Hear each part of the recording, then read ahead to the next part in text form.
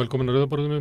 Það var borgarstjórnarfundur í dag og þau koma hérna í lok þáttarins Sanna Magdalena Mörtudóttir og Trausti Breiðfjörð Magnússon og ætla að segja okkur hvað gerðist á þeim fundi og spjalla borgarmálin. Síðan kemur Sigrún Huld Þorgrímsdóttir hjúkrunarfræðingur og sem hefur mikið rætt og ritað þjónustu við aldraða. Og ég ætla að ræða við hann hvað við gerum vel og hvað við getum gert betur. Þetta svona hluti af framhaldssögu þessara viku sem málefni aldraða. Ég ræddi í gær við Hauk Arnórsson kjör eftirlaunafólks og lífeyrissjóðskerfi og eitthvað fleira. Og svo höldum við áfram umræðinu næstu daga. Ögmundur Jónasson kemur hérna eftir og við ætlum að ræða stöðuna eftir dóm héraðsdóms sem að dæmdi miðlunartillögu Aðalsteins Leifssonar löglega. Við ætlum að ræða stöðuna hvað áhrif þetta hefur ef þessi dómur heldur, ef landsréttur fellir hann ekki, hvað áhrif þetta mun hafa á verkalýðsbaráttu í framtíðinni því að þetta býtur náttúrulega gerir verkfallsvopnið miklu deigara. Sólveig Anna Jónsdóttir, formaður Eflingar, hún var í Kastljós í kvöld en hún ætlaði að koma hérna við á Rauðaborðinu og segja okkur frá úrslitunum í atkvæðagreiðslunni sem að við reyndar vitum að bílstjórarnir hjá olíudreifingu og Skeljungi og Samskipum og hótelstarfsmenn hjá, Beraia hótel eða eitthvað slíkt sem áður hét Icelandair hótel. Það var samþykkt verkfallsboð með 80% greiddra atkvæða. Þannig að það var skýr skilaboð þar. Hún kemur hérna við, hún Sólveig kannski blandar sig bara í samtalið við okkar Ögmundar hérna eftir. En við byrjum á fréttum dagsins eins og vanalega. María, hvað er ég að frétta? Já, heyrðu, það er náttúrulega bara jarðskjálftarnir kannski í fyrsta lagi. Núna hækka tölur látinna í jarðskjálftanum mjög hratt. Það hafa fundist yfir 7.000 manns látnir og menn telja að það sé alltaf helmingurinn fundin sem er eftir að finnast. Já, og talan eigi eftir að sérst bara hækka. Íslensk björgunarsveit er á leiðinni, er í starthólunum að fara út. Svo víða að úr heiminum. Þetta þarf að gerast yfirleitt náttúrulega bara mjög hratt. Stór viðburður á heimsmælikvarða og nú hlaupa allir til. Já, það er 9 manna teymi að fara hérna á vegum Landsbjargar. En svo er alltaf, svona ljós í myrkrinu. Þegar einhver finnst. Það er barn sem að fæddist í rústunum. Já, einmitt. Og það hefur nú móðurinn dó. Móðurinn lét lífið en barninu virðist hafa verið bjargað. Ég held að við ættum að geta fengið mynd af barninu. Já, barn er á lífi. Þetta er stúlkubarn? Já, einmitt. Heldur þetta hafi áhrif á stúlkunni að hafa fæðst þegar kannski 20.000 manns deyja? Eru sálirinn að 20.000 sem að muni fylgja þessari stúlku? Jesús, ég fær bara hrollur að segja þetta. Ég fær bara hrollur að segja þetta. Þetta er einhvern veginn. Það getur verið byrjun á hádramatískri sögu. Þetta getur verið byrjun á hádramatískri sögu. Já. En svo stundum er lífið samt bara þannig að það stundum verður ekkert úr því. Já. Þannig að maður veit aldrei. Þetta er samt lífið frammi fyrir ótrúlegum dauða og hörmungum. Já. Það á lífið til í að gera þetta. Það sendi einhvern skilaboð að það sé kannski sterkara. Nákvæmlega. En það maður er aldrei samt viss, Maður er aldrei viss. Dauðin vinnur allt á lókum, Stundum finnst manni það nefnilega. En þetta er allavega svona jákvætt í vondum degi þarna. Blessaður munaða leysingin. Já, einmitt. Vonandi að barninu farnist til. Þetta er náttúrulega ríkalegt, þetta er svo stórt svæði líka. Það næri alveg í Sýrlandi. Þetta er alveg bara, og þetta er erfitt. Sem máttu nú ekki við. Nei, þetta er mjög erfitt inn í Sýrlandi því það er náttúrulega bara borgarastyrjöld. Þannig að björgunarstarf hefur gengið líka mun erfiðar þar, En heldur að sé þegar hörmungar ganga yfir að þá komi fram það besta í fólki og stríðið verið lagt til hliðar og allir hjálpist að? Ég bara vona það, innilega, en ég veit það samt ekki. Maður veit það ekki, en það voru skrifaðar sögur þetta til dæmis í jarðskjálftanum í Lissabon, stórkostlegir jarðskjálftar þá voru svona sögur sem voru að glíma við þetta þegar framið fyrir hörmungunum hvort það kæmi í ljós að við verum góðið eða slæm. Já, og hver var niðurstaðan svo? Ég held að verið kemur þetta ekki við sögu í nokkru sögum, það er svona ýmist Já. ýmist sem að menn vilja halda. En því Oftar það þannig að framið fyrir svona dauðanum og svona endanlega sannleika lífsins og smæð okkar, Já, að þá verðum við skári. það verður við skári, já, einmitt. En svo náttúrulega, að því svo eru náttúrulega í stríði, það verða náttúrulega svona hálfgerðar jarðskjálftar í stríði. Jarðskjálftar í stríði náttúrulega, það er svo mikið við og hinir að það kemur alltaf vestar með fólki. Já, einmitt. Það er spurninga með hvað gerist þegar jarðskjálftan kemur ofan í stríðið. Þá eru menn bara að meiða, nauðga og eðalegja sko. Einmitt. Þannig eru menn náttúrulega að reyna að bjarga og leysa við. Einmitt. Maður myndi ætla það. En allavega, þetta er eitthvað sem að þú er að draga okkur niður við fylgjumst með. Já, ég ætla að draga okkur yfir í næstu frétt. Já. Og næsta frétt er Neytendasamtökin voru vinna og tapa, já. Þannig komið það hingað eru hjón hann, voru hjón að fá Já, þetta er prófmál, það eru 6 mál sem er verið að reka, hann Breki hefur komið og útskilt þetta. Já. Ég get ekki endursagt að sko hvað í vaxta útreikningnum það er sem er gerðar athugasemdir við. Nei. Ég heldur endur að hann geta ekki heldur. En málið er það að aðferðin sem að sko bankarnir nota er þannig að þeirra hagsmunum sveikt yfir á þannig að þeir fá þessu mesta penning. Já. Og sveikt fram og það bara stenst ekki. Þetta er breytilegi vextir. Já, það stenst ekki það sem er sagt í lánasamningunum og það sem er síðan gert. Og þetta fólk borgar miklu meira. Já. Og þetta eru 70.000 lán sem er undir og þau eru eitthvað mismunandi. Þó svo að séu keimlík, þá er eitthvað svona mismunandi orðalag. Já. Og þarna var unnu Neytendasamtökin eða þessi hjón sem að fara í mál á vegum þeirra. Þetta er svona þetta er næstu í hópmálsóknin en samtöki. En málið er að ef að á bakvið þessi lán eru 70.000 lán. Já. Þannig að það eru gríðarlegir hagsmunir þannig á bakvið. Getur verið 10 milljarðar sem að bankarnir þurfa að endurgreiða fólki mögulega, í oftöknum vöxtum. Oftöknum vöxtum. Þetta eru 200.000. Maður takk ofana fyrir Neytendasamtökunum fyrir að standa í þessu. Já, það er alveg sammála því. Þetta er svona ekta dæmi hvað Neytendasamtökin er að gera. Já. Menn að bankin er kannski alltaf að taka af þér og klípa af þér. Já. En það er of lítið sem mann er að svindla þér til þess að það borgi sig fyrir þig að fyrir mál.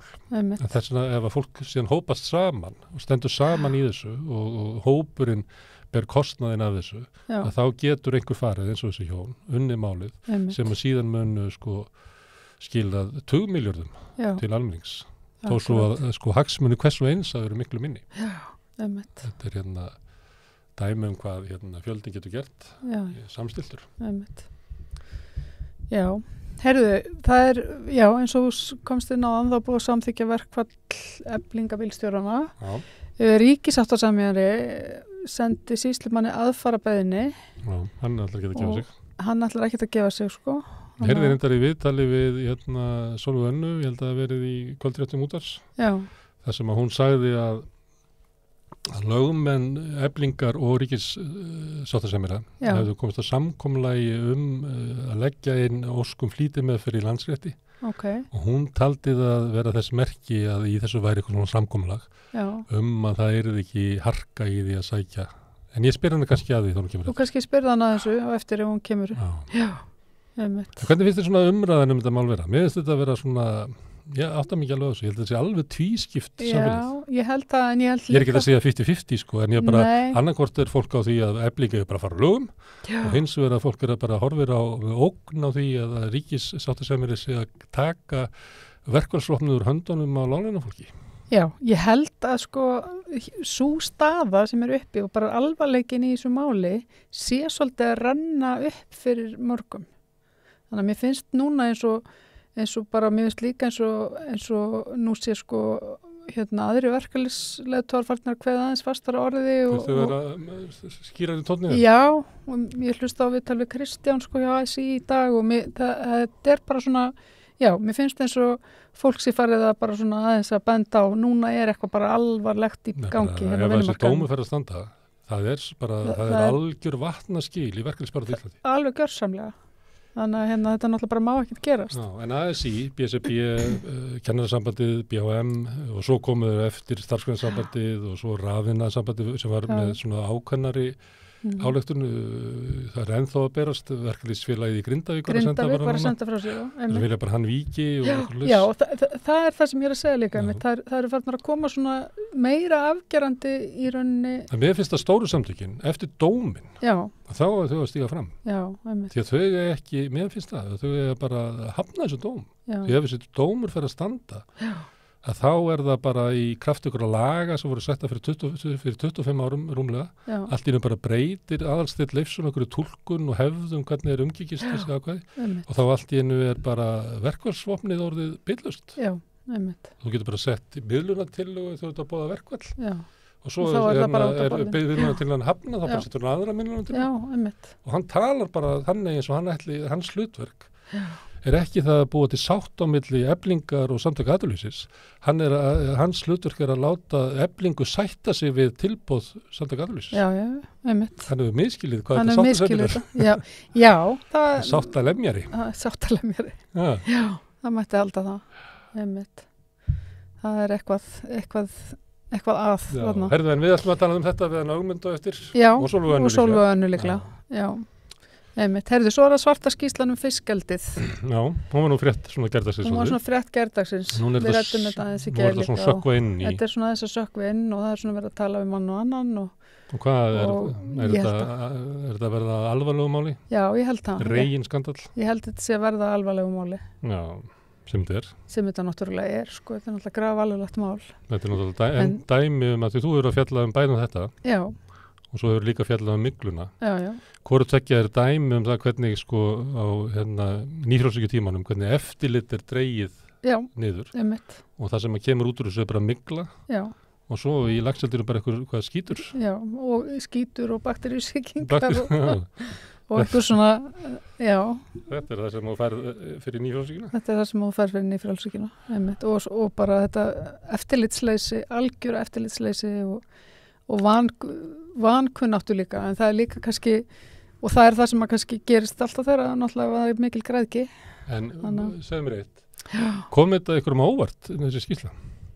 Vistu það? Já, sko, þingmenn voru í gær alveg rosalega sjokkeraðir, sko. Varstu þessa? Ég var ekkert þessa, sko, ég er náttúrulega svo sem búin að vera að fylgjast með þessu máli aðeins, þannig að ég var ekkert þessa. Ég er náttúrulega heyrist í svona viðtölum, sko, fólk er ekkert svona rosalega þessa, sko. Sko, ég held að þegar að vera að tala við, sko, fólk, þingmenn bara í gær, þá voru þingmenn alveg ofan dottnir, þeir fengu þess að greinagerð. Mér finnst þeirra að búið að benda á þetta linnulaust árið saman, sko. En þú veist. Mér finnst að Svandís ráðherra sagði einhvern veginn svona, ég sá að var náttúrulega ekki eitthvað í lagi, þannig ég óskaði eftir þessari skýrslu, þessari úttekt. Þannig hún er að segja, sko, að þetta hefði ekki komið svo óvart. Nei, einmitt. Og það er allavega svolítið svona eins og oft er hér að það er verið linnulaust að benda á eitthvað svona ágalla. Já, en svo er þetta höfundaverk Sjálfstæðisflokksins, þetta er náttúrulega Kristján Þór. En það er svolítið, það er pínlítið í þessari skýrslu samt, sko, sem að það er ákveðin atriði sem minnst stangast á, sko, við, en ég kannski kem að því setna ef ég fjalla áfram eldismálin, sko. Já. En það eru svona, það er verið að varpa svolítið ábyrgð á fyrirtækin eigi að sinna líka eftirlitsskyldu. Eru þau að leggja það til? Já, það hefur svolítið verið að leggja það til í skýrslunni. Það er náttúrulega þannig í dag að fyrirtækin kunni þetta og vita allt um þetta. Já, en ég er ekki að gera það, skilur, þau komast upp með að gera það ekki. Þið opinbera veit ekki um þetta. En þið opinbera er svolítið samt að varpa ábyrgðinni, sko, yfir á þau, en í rauninni, sko, ætti þetta að vera náttúrulega þið opinbera og þarf að halda gjörsamlega utan það, sko. Þannig að ég veist að fyrirtækinu hafa eftirlit með sjálfum. Þetta er svolítið orðað dálítið þannig í skýrslunni, já. Ég þarf að svona skoða, kíkja hans nánar á þetta. Það er ekki þótt kloktinga til. Nei, ég veit það. Herðu, hvað viltu meira? Herðu, Íslandsbanki og Kvika. Það þau upp í verði. Já, og verið að ræða sameiningu eða ekki? Kvika óskaði eftir sameiningu við Íslandsbanka sem er bréfi til stjórnar Íslandsbanka á 50. í síðustu viku. Já. Og síðan hefur verðmæti Íslandsbanka í Kauphöllinni hækkað 10% og Kviku 8%. Þannig að ef við værum svona í viðskiptafréttu þá myndum við segja að markaðurinn tók vel í þessar tillögur. Þetta er það. Við skrifum nú eitthvað þetta er nú kannski frétt sem að til meira síðustu viku, það inn á samstöðinni.is að þá svona drifkraftur á bakvið þetta inn í Kviku, stæðsti enga fjárfestir þar, eins og í mörgu fyrirtæki þá eiga lífeyrissjóðirnir meira hlutan í þessu og svo það, og þeir elta síðan bara stæðsta engaðalinn, það stæðsti engaðalinn Stoðir og stæðsti aðilinn í Stoðum hérna Helgafell sem er félagi eigu hérna Fenger fjölskyldunar, hluta af Fenger fjölskyldunni. Fenger, það var maður sem heit John Fenger, hérna snemma á síðustu öld, sem var starfsmaður heildverslanina Nathan Olsen. Svo keypti hann út Nathan og svo keypti hann út Olsen og synir hans tveir. Hvaðan voru þessi Nathan og Olsen? Já, þeir fóru bara, það var Fenger sem á þetta. En það voru tveir bræður, ég man ekki alveg hvað þið hétu, Hilmar og eitthvað G eitthvað, ég man nú ekki allt.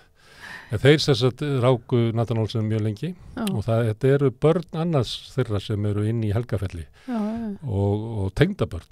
Og einn af tengdasonunum er Jón Sigursson sem var forstjóri FL Group hérna rétt fyrir hrun. Og hann hefur síðan, þetta er þess Helgafell, og hann hefur síðan tekið svona ýmsa viðskiptafélaga sína úr bóluárunum og eftirhrunsárunum. Hann ásamt þeim auðgaði svolítið með því að kaupa út úr þrotabúunum í hérna svona drykkjavöruverksmiðju í Hollandi á lágu verði, svona svipað og bakkaverubræður þegar þeir keyptu bakkaveru aftur út og auðguðust mikið á því. Og þeir hafa komið inn og inn í Stoðir og þeir hafa komið inn í Kviku og hafa saminast þar hérna Lykli sem áður hétt Lýsing og TM tryggingafélagi, tryggingamiðstöðinni og síðan voru stæðstir eigendur í Símanum, skrældu það innan, seldu Mílu út, borguðu allt til hérna hluthafana og þeir hafa eru stæðstu einkaaðilinn hérna í Arion banka með lífeyrissjóðnum og Arion banki með þá stefnu að greiða eigendunum sem allra mest út, frekar að draga úr viðskiptunum til þess að að lækka hérna kröfur ríkisins á eiginfjárhlutvall til þess að geta borga sér mesta eiginfjörnu til eigandana. Þannig þetta eru bara típiski svona það sem er kallað hrægammar eða bara sem að fara bara yfir fyrirtæki, skræla þau innan, greiða hérna sem mesta eigunum upp til eigandana og skilja þau síðan eftir eins og skel, eins og til dæmis Síminn sem á núna ekki innviði og þetta er hérna, var mikið rætt þetta líka í tengslu bara við COVID. Það sem að fyrirtækjum vantar er segla og segla fæst til dæmis eða þú átt innviðina. Svo kemur einhver erfiðleikar í 3 ár, efnahagslægð og þú ert bara með tap, þá getur þú dreigið úr fjárfesting á sínum tíma og gefið svo bara í þegar hérna, þú hefur meira umleikist þess að gera það. Þannig að þú getur staðið af þér eitthvað. Þeir taka innviðina, selja þá til Frakklands og þurfa að borga bara alltaf sömu upphæðina til Frakklands. Þannig að það væri alltaf spáði að svona næstu 20 árum þá færi Síminn á hausinn. Af því að hann hefði ekki segluna til þess að standa að sér eitthvað af þessum djúpu kreppum sem að ganga alltaf í gegnum kapitalismann. Þetta bara, já, ég fór bara að hugsa bíómynd þegar þú varst að tala þetta, ég var einhvern veginn Big Short. Ég man ekki hvað hann heitir, en það sem var verið að segja, maðurinn sem vann með það að segja upp fólki. Nei, ég man ekki þetta. Nei, hann bara fór á milli, flaug á milli fyrirtækja. Já. Og var bara... Amerikanar hafa búið til marga myndir þetta. Já. Wall Street gamla þetta. Já.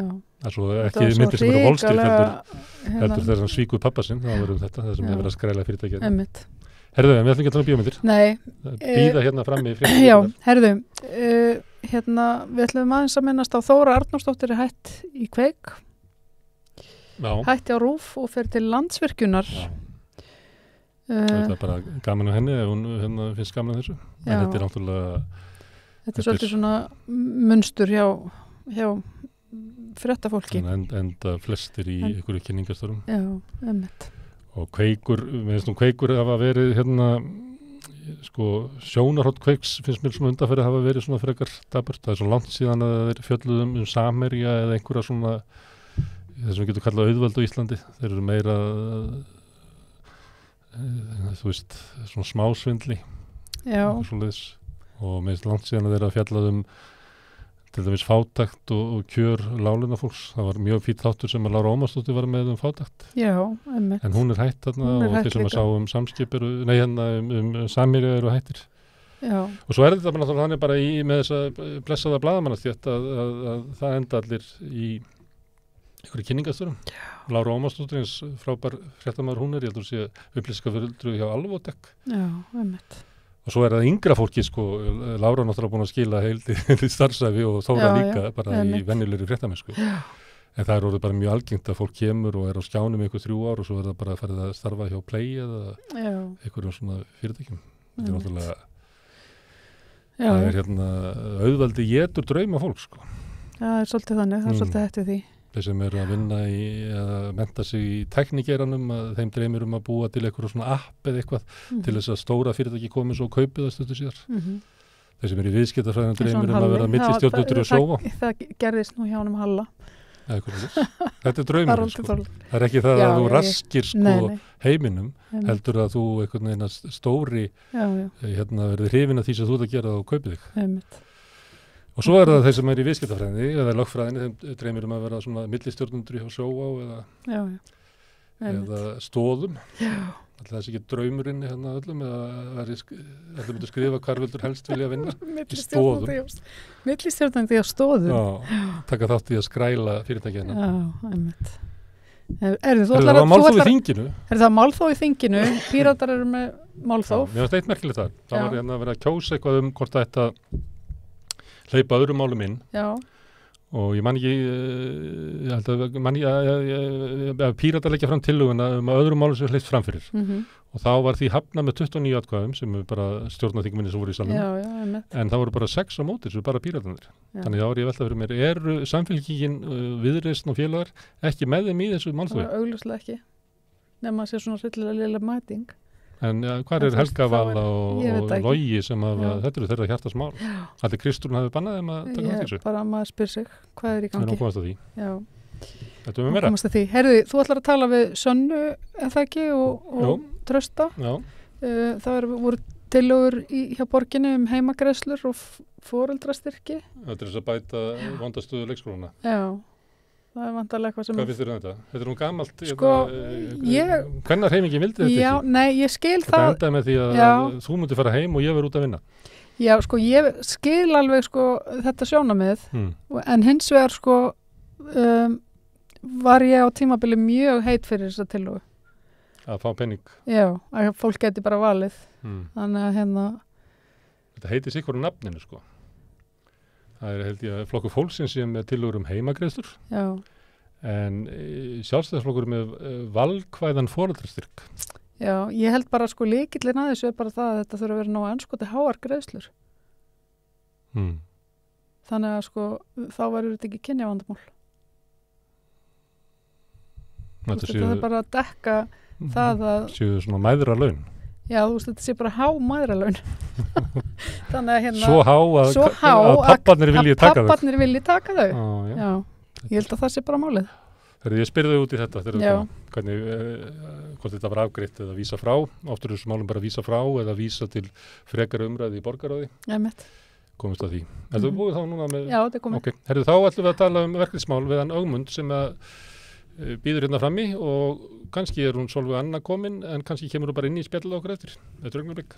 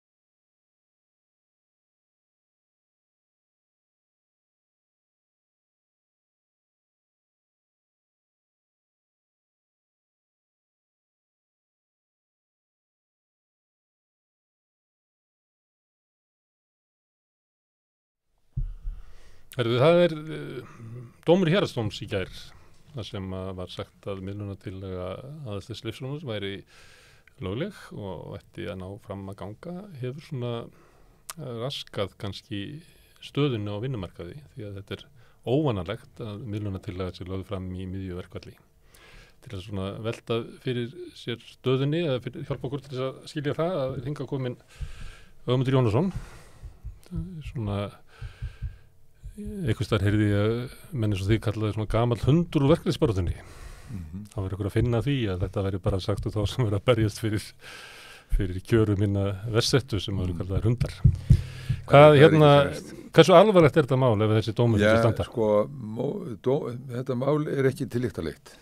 En ef hann fengi að standa? Já, ef hann fengi að standa, sem væri mjög skrítið og ég skal koma að því hversun ég til það mjög undarlegt. En leggja áherslu á það að þetta er hluti á öðru máli sem að snýr að framlagningu kjörskrár og þar segir dómurinn þetta vissulega, sem er undarlegt í mínu áliti vegna þess að það er annað mál fyrir héraðsdómi þar sem spurt er sérstaklega það hvort miðlunartillagan sem slík sé yfirleitt lögleg og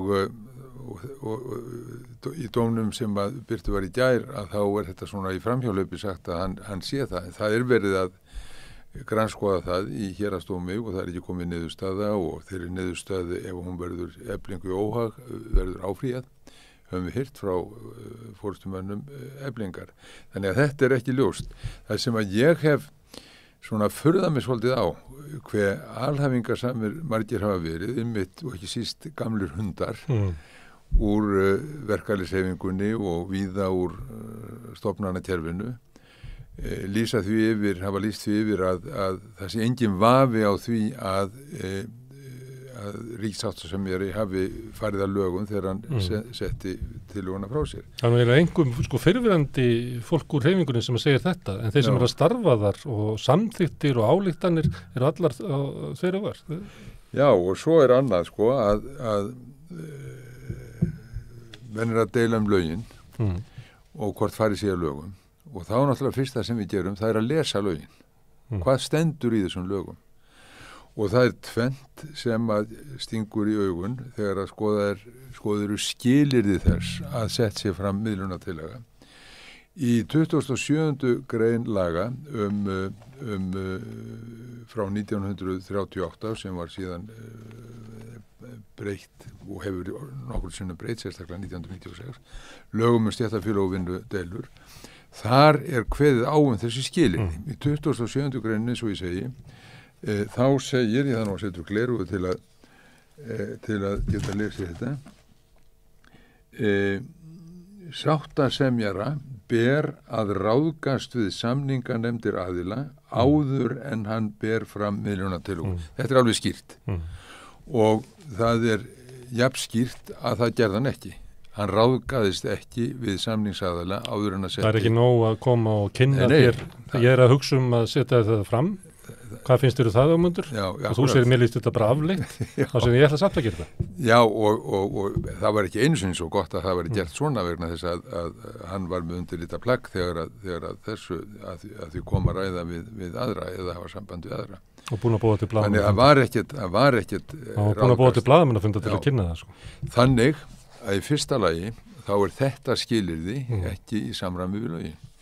Og svo í annar stað þá segir og hér segir, svo ég lesi orðrétt upp á lögunum, skilyrði þess að sáttasemjara sé heimilt að leggja fram miðlunartillögu, eina eða fleiri, samkvæmt þessari grein, eru eftirfarandi. Og svo eru nokkri liðir og D-liðurinn er svohljóðandi að samningar hafi verið lausir tíma, þannig að samningsaðilum hafi gefist kostur á að þrýsta á kröfur sínar.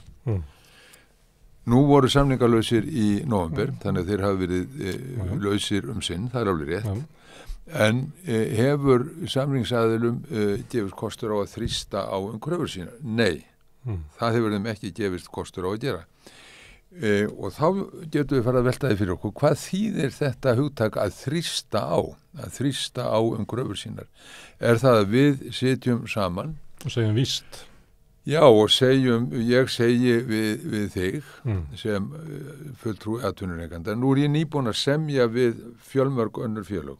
Ég ætla að bjóða þér sama samning. Og þú segir, já, ég get ekki sætt mig við það að þessar launahækkanir verði og þessar kjarabreitingar verði með þeim hætti sem þær kveðið á og ég tilgreini einhver tiltekin atriði. Ég segi til dæmis að mínir félagsmenn séu allir með innan við 400.000 krónur í grunnkaup, að helmingur félagsmanna sé á strípuðum tökstum og ég segi við svo búið, ef hort til kjara umhverfisins, þá getur þetta fólk ekki lifað af launum sínum. Þannig að ég get ekki sætt mig við þetta. Það er alveg sama, ég verð að halda mig við þá línu sem við höfum mótað. Svo ræðum við þetta svona í 2-3 tíma og hittumst aftur daginn eftir. Þar til þú ákveður, það er þú sem er launamaður, ég var hinn, þú ákveður, þetta gengur ekki svona, við getum bara ekki sætt okkur við þetta, við ætlum að nota þau úrræði sem að við höfum lögum samkvæmt og öllum hefðum samkvæmt. Sína verðmæti vinnuaflsins. Já, og við ætlum að leggja niður vinnu, við ætlum að fara í verkfall.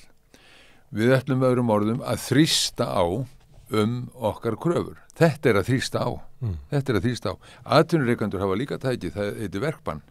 Það er líka þrýstingum með þessum hætti og þá er það í mínum huga svo að sáttasemjari eftir að þrýst hefur verið á og brugðist hefur verið við, þá metur hann stöðuna og þegar að á þessu hefur gengið í einhver tíma og sýnt að ekki þokast að hans mati, þá ræðir hann við samningsaðila, ráðgast við þá og segir, ég hef á að setja fram málamiðlunartillögu, sáttatillögu og takt eftir því hvað hún er kölluð málamiðlunartillaga. Hvað þýðir málamiðlun? Það er að miðla málum, ekki satt, þannig að úrverði einhvers staðar þar á milli.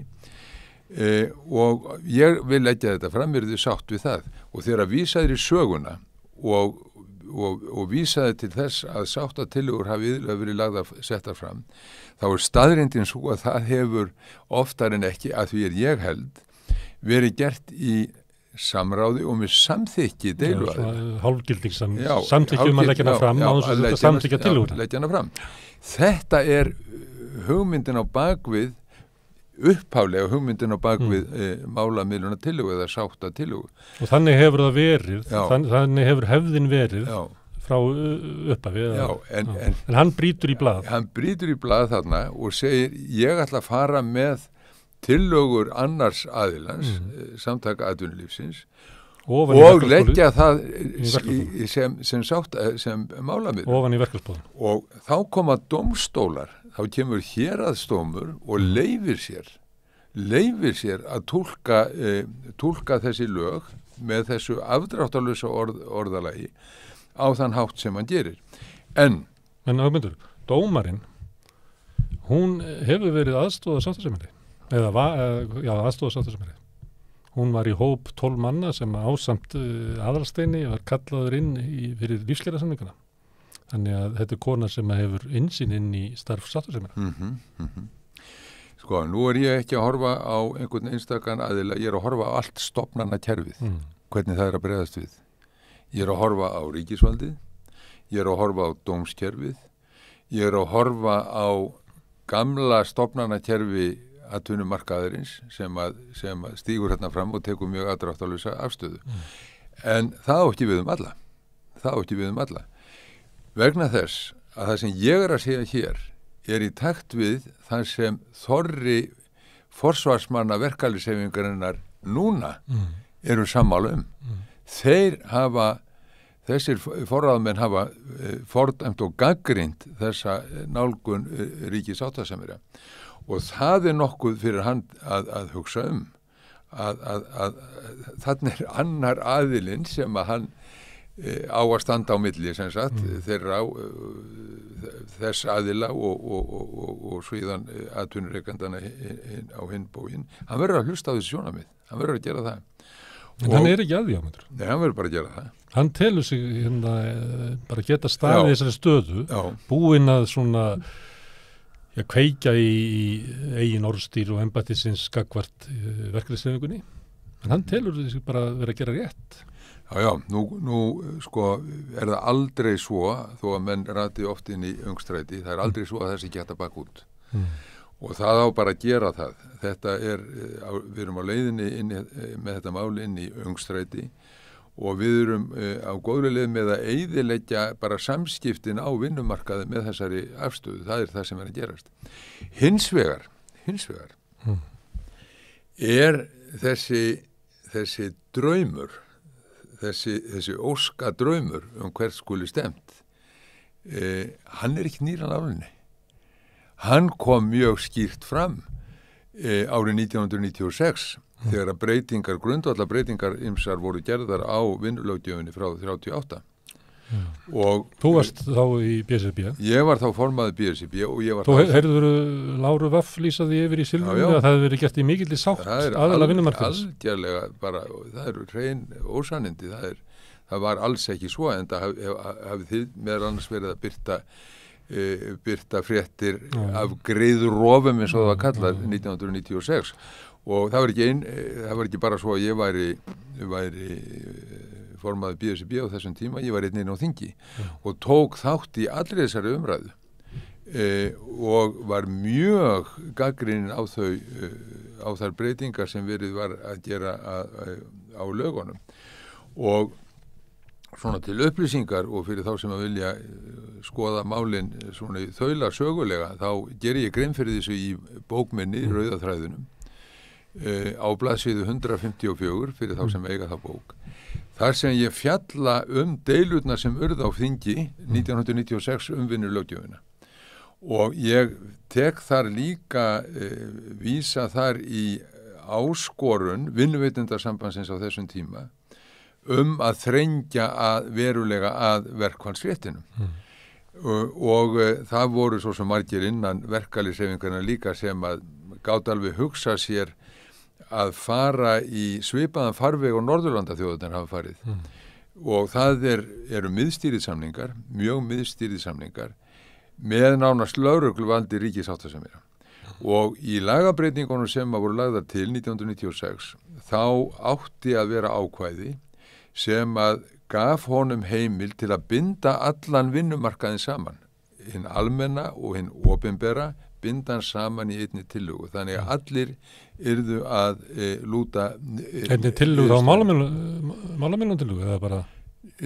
Svona sáttatillögu, málamiðlunartillögu og allur markaðurinn átti að greiða samtímis atkvæði þetta. Niðurstaðan var svo að hann heldur þessu möguleika geta lagt fram sáttatillögur og sáttatillögur til aðilar sem eiga í sömu kjaradeilu, það er í lögunum núna. Þetta átt að vera víðtækara og átt að taka til alls vinnumarkaðurins.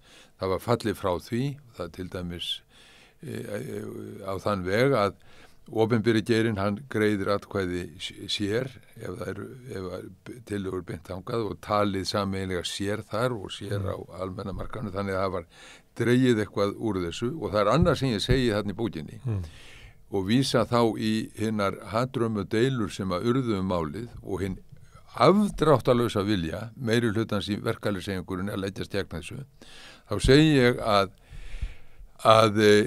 vegna deilnanna og vegna þess að menn fundu hvað klukkan sló, þá hafi menn ekki síðan eða á þessum árum, bókinni skrifuð núna fyrir nokkrum árum, hafi þeir ekki framfyllt lögunum á ítrasta hátt vegna þess menn vita hvað hékk á spýtunni. Nú er ekki svo að ég tel að það sé verið að framfylgja lögun núna á ítrasta hátt. Þetta er utan lagana sem verið að gera núna. Utan lagana. En hvað varðar drauminn miðstýrða kjarasamninga með lögregluvaldi nánast gagnvart öllum félögum á vinnumarkaði, ég segi lögregluvaldi. Er ekki verið að tala lögregluna? Já, sko, hvert eru menn eiginlega bara komnir? Ég bara spyr. Hvaða vitleysa er þetta eiginlega? Þeir segjast að framfylgja lögum. sko þeir eru að framfylgja ólögum að mínu mati, þetta er ekki samræmi við lög, við lærðum þetta bara 7 ára þegar við lærðum að lesa, ekki satt, að lesa orðin á þann veg sem við höfum gert og málskilningur okkar á hugtökunum að ráðgast og að þrýsta á er alveg ótvíræður og þú hittir ekki nokkurn mann á förnum vegi sem að við fengir það er ekki svo, þetta er alveg skýrt, það er ekki verið að fara lögunum að þessu leiti og ef að menn ætla að fara fram með þessum hætti þá voru menn á leiði miklar ógöngur til ég vera en, og ég glemdi því og það má ekki glemast formaður Sjálfstæðisflokksins, Bjarni Benediktsson, fjármálaráðherra landsins, hann kom fram í sjónvarpi núna helgina, í sjónvarpsþætti, fréttaþætti. Og hann spurður út í þessa atburði og þessa framvindu málsins. Hann tekur mjög afdráttarlausa afstöðu og hún myndi mig svo mikið á drauminn frá 1996. Sem að gekk allur út á að skerða réttindi launafólks til verkfallsbaráttu og koma á agaðri, eins og þau kölluðu það, agaðra fyrirkomulagi.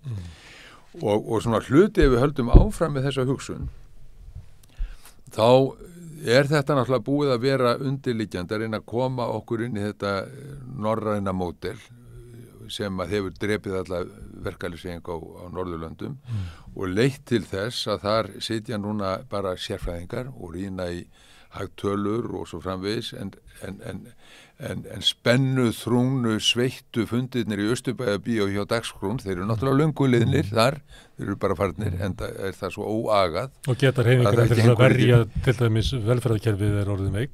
Akkurat, það verður svo og það er hugsunin sem þá var uppi að draga úr þessu og þá horfðu menn til Norðurlandar eins og ég segi og menn horfðu við svona vissu leiti til þjóðarsáttarinnar hér sem gerði var hér árið 1990 og við stóðum að í BSIB á samt Alþýðusambandinu og bundum nokkrar vonir við en við sögðum okkur frá henni fljótlega þegar við áttuðum okkur á því að leikurinn var til þess gerður að binda okkur til þagnar þegar að farið væri að markaðsvæða velferðarkerfið. Þetta var svona ákveðin draumur. Allir væru saman og allir straujaður undir sama straujátunni. BHM stóð þá utan samninga og við vorum sem stóðum að þjóðarsáttinni gagnrýnt fyrir að það væri hamast á þeim og það væri sett á lög og svo framvegis. Við vorum aldrei fylgjandi þessum lögum en við höfum ekki nokkra einustu sambúð með BHM vegna þess að þeir höfðu bundið inn í sína samninga að þeir skildu fá allt sem að við semdum BSIB næstu 5 árin. Þannig var það nú. Þannig að þar var líka svona þvingunar klásúla inn í þeim samningum. Svo gerist það að menn dyrka þennan draum upp aftur þegar að líður á þessa öld og 2015 þá undirritað svo kallað SALEK-samkomulag. SALEK, hvað þýðir það? Menn fara að tala í skammstöfunum sem engin mann hvað þýða eða skilja og allir fjarlægast umræðuna. Þetta er mjög einfalt. SALEK er samráð er samstarf launa upplýsingar og efnahagsforsendur. Já. Og þetta er undir þetta 2015 og nú halda menn að þeir séu að fara inn í þetta fyrirkomulag þar sem agar til launamarkaðin. Og hvað segir í þessu samkomulagi? Þetta er nefnilega svolítið athyglisvert að skoða þetta. Í þessu samkomulagi, þessu SALEK-samkomulagi, þar segir þetta er undirritað 27. október 2015 sameiginlega launastefnu til ársloka 2018 og grunna nýju samningalíkani að norrænni fyrirmynd. Nýtt vinnumarkaðslíkan byggist á 4 meginþáttum. Ég ætla að lesa það upp. Fyrst, leiðandi samningsaðilar geri kjarasamninga innan marka efnahagslegs svigrúms og með hliðsjón af samkeppnisstöðu útflutningsgreina. Engu hnika til í þjóðfélaginu, þetta er bara ramminn. Aðrir kjarahópar, þetta er annað, smáir sem stórir, skuldbindi sig til að vinna innan þessa efnahagslega svigrúms. 3. Fastlaunahópum sé tryggði efstaða á við markaðslaunahópa með tengingu við launaskrið á vinnumarkað til að passa upp á opinbera geran. Og 4, embætti ríkissáttasemjara verði eflt og skert á efnahagslegri ábyrgð þess við úrlausn kjaradeilna. Og færum okkur núna inn í samtíman, alveg bara glænýjan samtíma. Þegar að VFR og verkamannasamband að semja nú á dögunum. Og þá talað svona í líkingu við þetta, að það talað eftirlit og að bregðast við. Það eiga að vera mánaðarlegi fundir með fulltrúum stjórnvalda og Seðlabankans til að skoða efnahagslega forsendur og síðan spurningin hvernig eiga að bregða við. Er þetta saleg? Nei, það ekkit athugavert við þetta. Að sjálfsögur ekkit athugavert við þetta að menn sitji saman og skoði efnahagsþróunina og hvað gerist á markaði. Það sem vantar inn í þetta módel hér sem bara allt í góðu lagi, aðilar setjast saman að borði til að skoða forsendur. Það sem vantar inn í þetta það sem ríkissáttasemjari að gera núna. Það vantaði lögregluvaldið. Og nú á að reka smiðshöggið á þetta verk með því. Það hann sem allar að pína núna þá sem standa utan smáir hópar sem eru ekki smáir, þetta stærsta verkalýðsfélag í landinu, vantanlega, láglauna fólks allavega. Og þá að reyna að lemja þá með lögregluvaldi og menn fannir að tala um lögregluna. Þannig að það sem hefur glatt mig í þessu, það að verkalýðshreyfingin sem búin að semja að hún stendur vörð þessi prinsip í yfirlýsingum sínum. Og ég veit að getur verið erfitt. Vegna þess að þeir eru ábyrgir gagnvart sínum félagsmönnum, þeir eru viðkvæmir fyrir því að vera gagnrýndir fyrir að hafa samið illa sérstaklega sjálfsögðu, og ég skil það vel. Ég skil alla aðila í þessu tafli, ég skil samtök atvinnulífsins og framkvæmdastjóra þar sem vil berja alla inn í þetta mótil, ég skil það mjög vel. Hann búin að semja við hinna, þeir hafa reynt að ná einhverju meira og hann segir nei og hann vil svona vera sjálfum sig samkvæmum við alla. Ég skil þetta alls saman. En ef við ekki skiljum það líka að það verður að vera hérna til módeli verður að vera hanna þannig að það sé hægt að hnika einhverju til. Annars sitjum við uppi með óbreytt ástand kjara misréttis. Annars erum við að svifta fólk sem á lægstu laununum hér í landinu til þess að berjast fyrir bættum kjörum. Þá erum við að gera það. Viljum við það? Og ég alveg samfærður það að þjóðin vill það ekki. Ég vil það ekki. Og þess vegna ákvað ég að stíga inn og inn í þessa umræðu ásamt mörgum öðrum, og ég vona sem flestir gera það, vegna þess að það tekist bara sjálfan grundvöll velferðar kerfisins hérna. Ætlum við að fara inn í farveg þar sem að nokkrir sérfræðingar ráða þessu öllu saman, hver eru efnahagsforsendur og hvað leyfilegt og hvað ekki, og senda svo lögregluna á hina? Nei. Þannig að 96 þá voru breytingar sem voru skrefið þess átt til þessa kerfis, lögregluvæðingu ríkissáttasemjara. Þegar að þið horfðu fram á lögin samtidig, sáu þið fyrir að þetta gæti orðið niðurstaðan.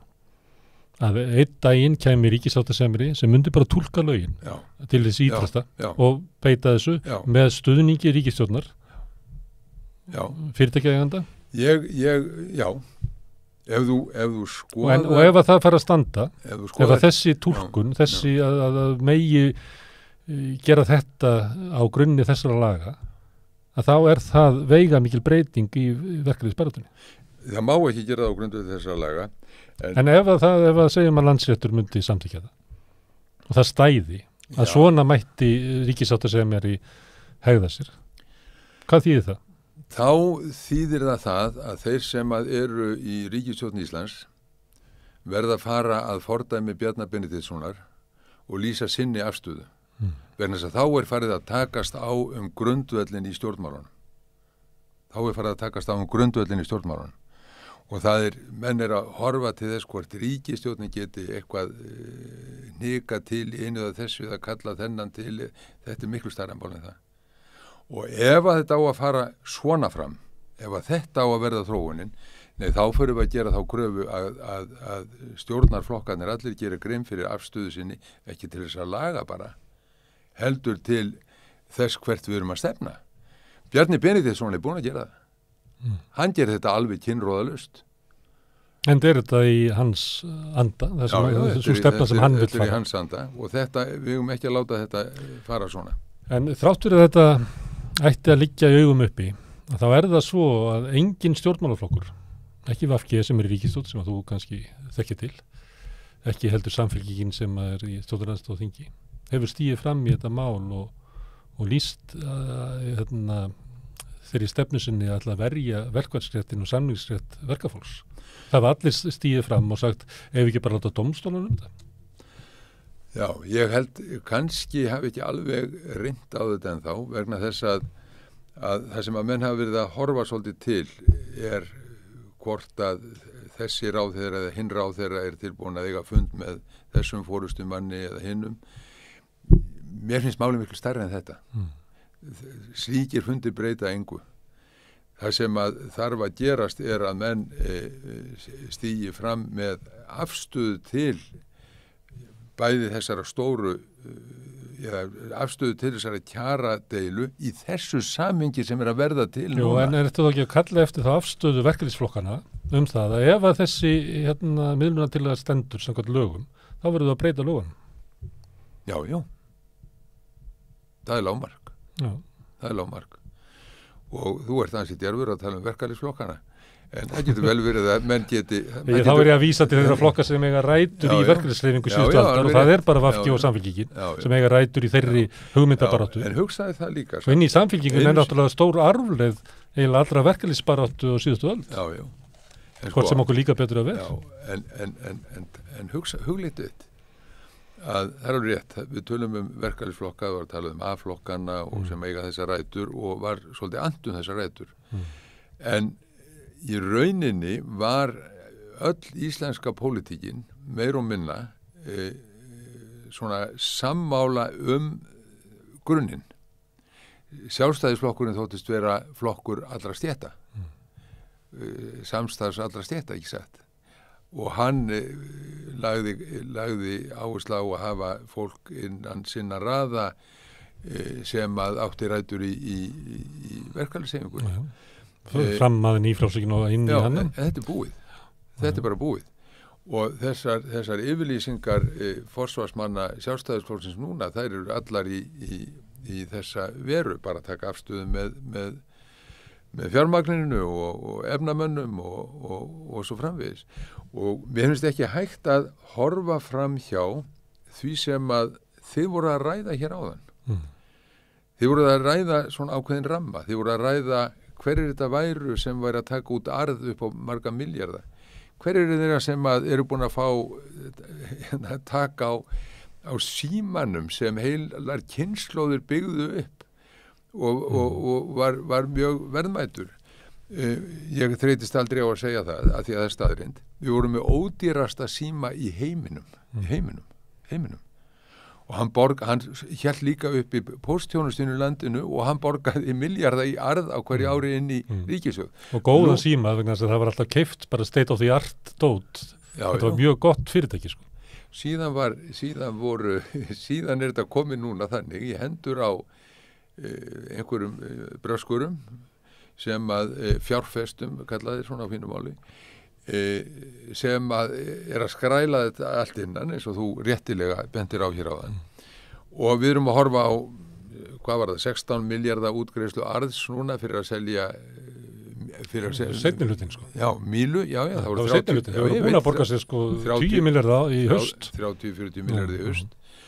Og við erum að horfa á þetta. Við erum að horfa á einstakling kaupa íbúð upp á 0,5 milljarð hérna upp á þaki á einhverju húsi hér vestur í bæ og við erum að heyra það að það er bara gangið nokkuð vel út íbúðir á svipuður verði menn kaupa hér bíla og 20 milljóna og ferðast allan heiminn í lúxus. Þetta er samhengið. Þetta er samhengið. Og ég skjóti einu samhengið út að því að ég hef verið að skrifa fólki sem er að fara í verkfall eða fór í verkfall núna í hádeginu 297 félagar í Eflingu og ef maður reiknar kaupi sem eru á núna Og ég hef líka reiknað sko hag eiganda Íslandshótela, þar sem að einn maður á 74% í fyrirtækinu, Ólafur D. Torfason. Og ef maður tekur saman útgreiddan arð og hækkun eigin fjár, sem eiginlega hagur eigandana, að þá hefur Ólafur D. Torfason auðgast meira á hverju mánuði, heldur en fyrirtæki borgar öllum þessum hóp út í laun, með launatötu gjöldum. Þetta umhugsunarvert. Og það líka umhugsunarvert. Og hann getur ekki borgað þessu fólki í laun svo það eigi fyrir sko mat út mánuði. Það líka umhugsunarvert, Gunnar Smári, að velta því fyrir sér hvort fundir efnahagsforsendur sem að eru boðaðir hjá þeim aðilum sem þegar hafa samið. Séum þetta? Séum þetta? Nei. Hvort að það sé svigrúm til þess að greiða þessu lægsta fólki hærri laun eða ekki? Nei, það er ekki. Það verður ekki á dagskrá. Ég get alveg lofað þér því. Og þá er bara eitt svar við því. Það er að koma í veg fyrir að allir verði settir undir eitt straujárn og síðan hóta lögregluvaldi ef þú ætlar að fara út af þeirri línu. Það er sá veruleiki sem blasir við okkur núna. Herru, láttu það vera lokaorðin í bili. Ég held kannski, þú sittur kannski áfram því að ég held að Sólveig Anna sé komin hérna og við ætlum að heyra aðeins stöðuna í baráttunni. Þetta er augnablik.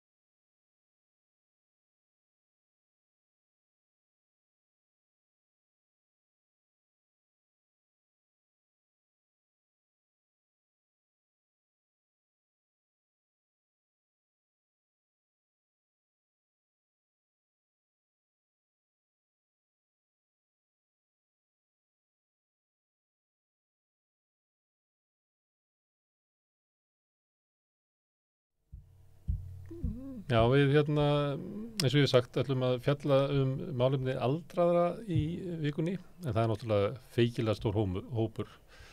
Seinni í vikunni ætlum við til þess að fjalla aldursfordóma á vinnumarkaði sem er svona staða fólks svona efri hluta starfsævinnar. Í gær vorum við að fjalla kjör eftirlauna fólks, svona almennt og yfirleitt.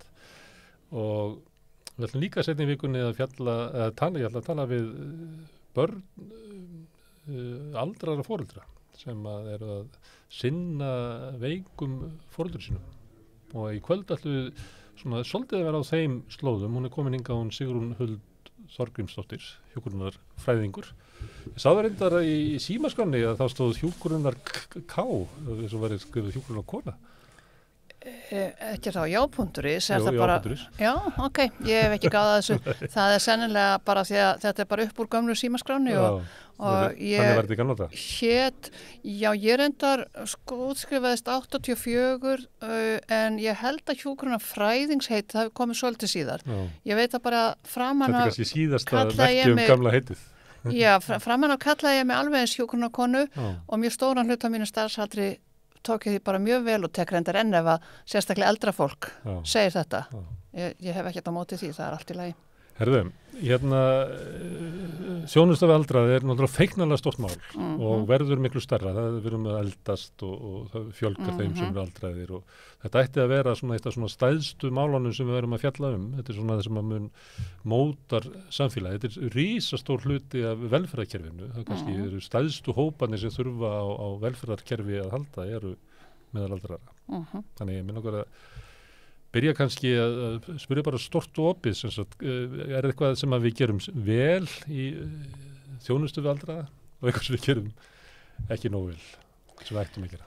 Já, það er oft þannig bara í mannlegu lífi að það sem að eru stærstu gallarnir okkar eru oft líka stærstu kostirnir og við erum sveigjanleg og höfum stundum færa því að fara svona svolítið á svig við reglur til þess að vera svolítið manneskjuleg við fólk. Við höfum, það er náttúrulega ekki hluti af opinberu þjónustunni en við höfum sterkar fjölskyldur á Íslandi.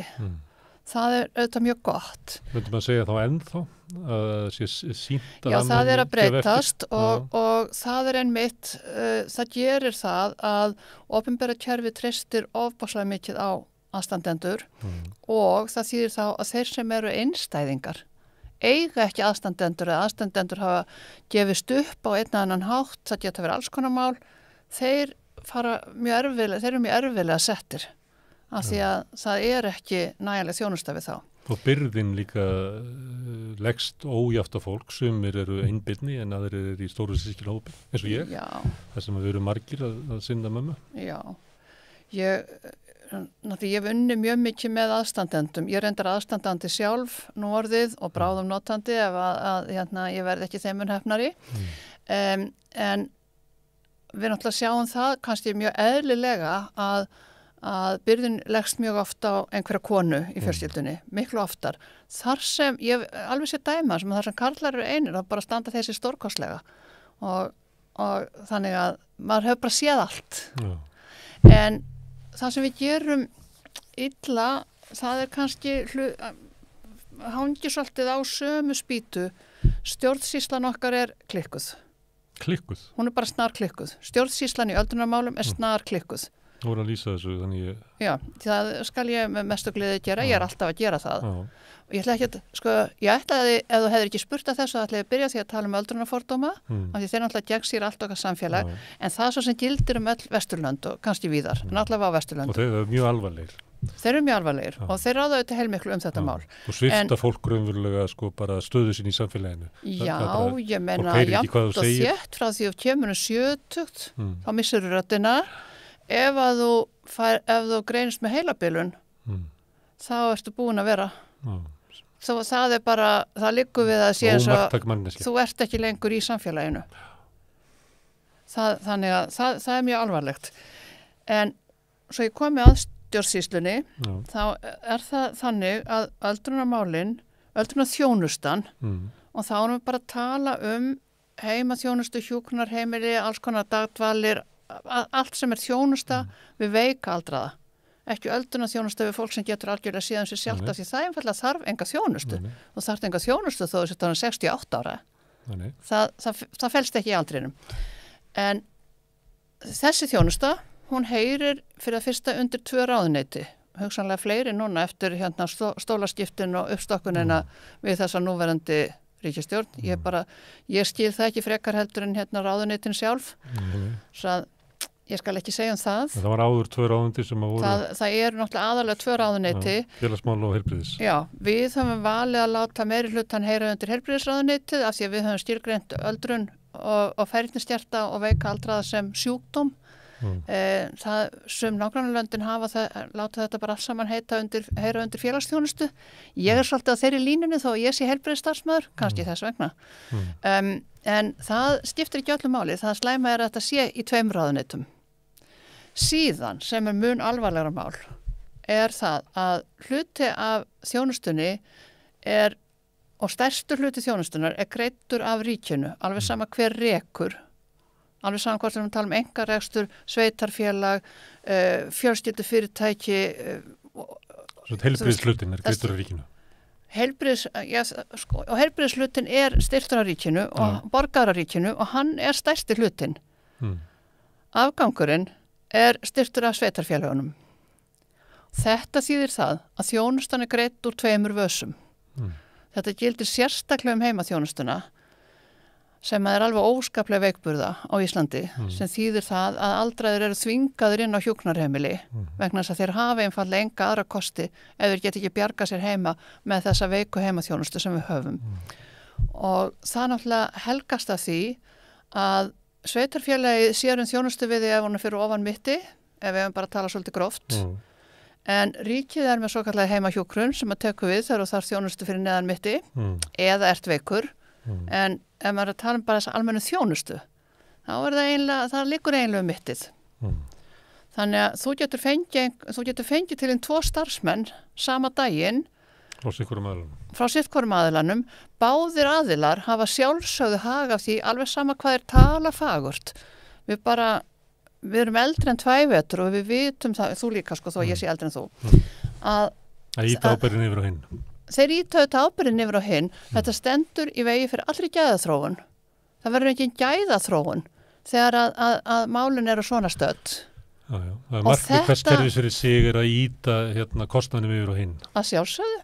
Þetta bara eins og í gamla daga þegar að niðursetningarnir voru fluttir á börum langar leiðir til þess að koma yfir á fæðingarreppin. Þetta bara, við erum bara þar að þessu leitinu til, þó ég ætli alls ekki að líka okkar þjónustu saman við eitthvað sem var í gamla daga. Og í raun og veru, ef við erum að tala það sem við gerum vel, við erum rosalega duglega að byggja. Og við byggjum flottar stofnanir, þar segja að þær eru kannski ekki endilega þær hentugustu fyrir gamla fólkið, en þær eru fínar, þær eru í góðu lagi og hreinar og snirtilegar og fólk fær jafnvel 30 fermetra til að búa í herbergi á hjúkrunarheimili. Við setjum fullt af pening í öldrunarþjónustuna. Í uppbygginguna, en ekki í reksturinn. Í yfirbygginguna, en svo vantar alveg hver á að vinna þarna og af því að sveitarfélögin eru svona veik með sinn hluta og ríkið þá náttúrulega sínuleiti passar að vera ekki að setja þetta svo allt saman á heimahjúkrunni í staðinn, þá þýðir það að hér þurfa of margir að fara á hjúkrunarheimili. Í kringum 2009 þá var hert á reglum að fara á hjúkrunarheimili af því þau hafa náttúrulega eru hugsuð allstaðar í kringum okkur sem úrræði fyrir þá sem að geta engan veginn búið á neitthátt öðruvísi. Og þannig að inntökureglurnar voru hertar og að mínum að þetta er bara mjög til góðs nema það fylgdi ekkert annað. Það var ekkert laust fyrir fólkið sem að áður fólki sem ekki fekk nógu góð þjónustu heima sóttu á hjúkrunarheimili vegna þess að gat ekki búið við þessa þjónustu heima og svo voru herta reglurnar þannig að þú gast ekki farið á hjúkrunarheimili nema að bara geta engan veginn síðan heima miðað við miklu meiri þjónustu. Það þarf að vera miklu veikari og þurfa miklu meira. En þú færð ekki þá þjónustu heima? Og þú færð ekki þá þjónustu heima og það þýðir ofur einfallega að það eru aðstandendur á spani og að þjónustan er léleg. Að viðkomandi horast niður, kannski óhreinum fötum, allt í drasli í kringum hann, fólk lifir ekki einangrast. Það bara goes without saying, það er ekki eins og að nefna það. Sá sem er svona komið fyrir, og nú er ég aðalega að tala kannski fólk sem dálítið einstæðingar, ekki með gott félagsnet og sérstaklega ef það komið með dálítið heilabilun. Þá maður bara komin með hættu ástand sem að við ráðum ekki vel við. En ég vil samt alveg nefna það að við höfum verið til að setja fullt af pening í öldrunarþjónustu miðað við það sem ég þekki í öðrum löndum sums staðar. Og ég get sagt að því að spyrja hvað gerum við vel og hvað gerum við illa. 1990 fór ég að vinna í Kaupmannahöfn. Og ég var nú spítalahjúkrunarfræðingur á þessum tíma, en ég sá að ég vann alltaf á lyflæknisdeildum svo kallum, þá sá ég alltaf mikið á gömlu fólki. Og það sem ég sá í Kaupmannahöfn, þessi 2 ár sem ég var þar, að ég bara var rauð og blá í framan á hneykslun og þakkaði Guði fyrir að foreldrar mínir myndi ekki verða gamalt fólk í Kaupmannahöfn. Og þetta var spurning um peninga. Það var bara spurning um hvaða peninga voru lagðir í þjónustuna. Þetta var mikið kreppu tími þar þá, niðurskurða tími. Og ég kom tilbaka ofbáslega ánægð með það sem við höfum á Íslandi. En þetta var náttúrulega löngu fyrir hrun og þetta var löngu fyrir alla niðurskurðin sem var farið í eftir hrun. Kannski á uppbyggingatíma þegar mikið hjúkrunarheimili voru byggð upp? Já, í 1990 eru hjúkrunarheimilin í raun og veru til þess að gera nýtt úrræði. Þau eru að byrja þessa vegferð þar sem þau eru að taka við af gömlu dvalarheimilunum sem voru fyrir miklu frískara fólk. Þannig, en þetta stjórnsýslumál annað alvörumálið. Þegar að vera að ræða þetta, þá oft kemur umræðan skort á hjúkrunarrýmum kemur í umræðum Landspítalann.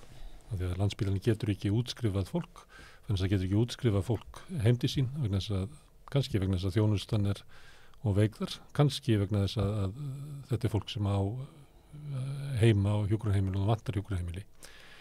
Þegar þetta kemur síðan inn í umræðin og gengið á stjórnmálafólkið og það spurt og þá segir það yfirleitt, kannski eru hjúkrunarheimili ekki vandamáli, kannski eigum við að leggja meira upp úr heima hjúkrun og heima aðstóð.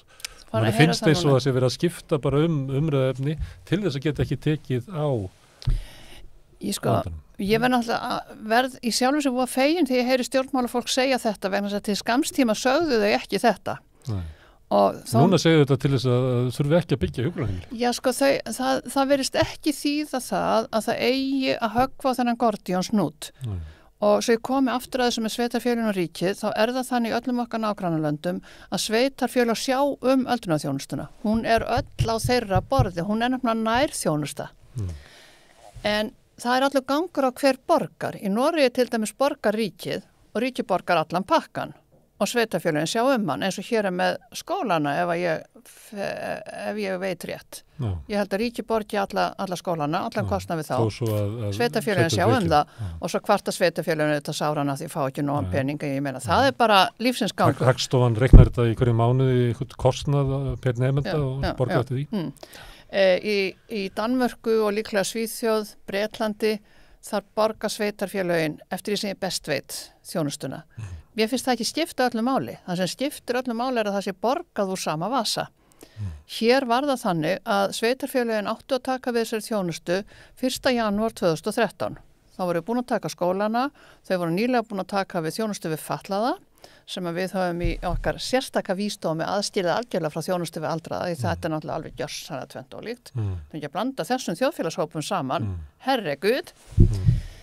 En sem þú myndi vilja gera eftir því sem að... Ég vil bara einfallega að allir sem að þurfa aðstoð frá hennu opinbera með sitt hversdags líf sé bara einn hópur. Mér alveg sama hvað það sem að. Og þetta hópur sem sveitarfélögin eiga annast. Og skiptir ekki máli hvað fólk gamalt? Skiptir engum máli hvað fólk gamalt og hér hefur verið hneyslast einhver ægil óskap á því ungt fólk með fatlanir sé að lenda inn á hjúkrunarheimili En á sama tíma alltaf í umræðinu þannig eins og þetta sé samt gott úrræði fyrir aldraða.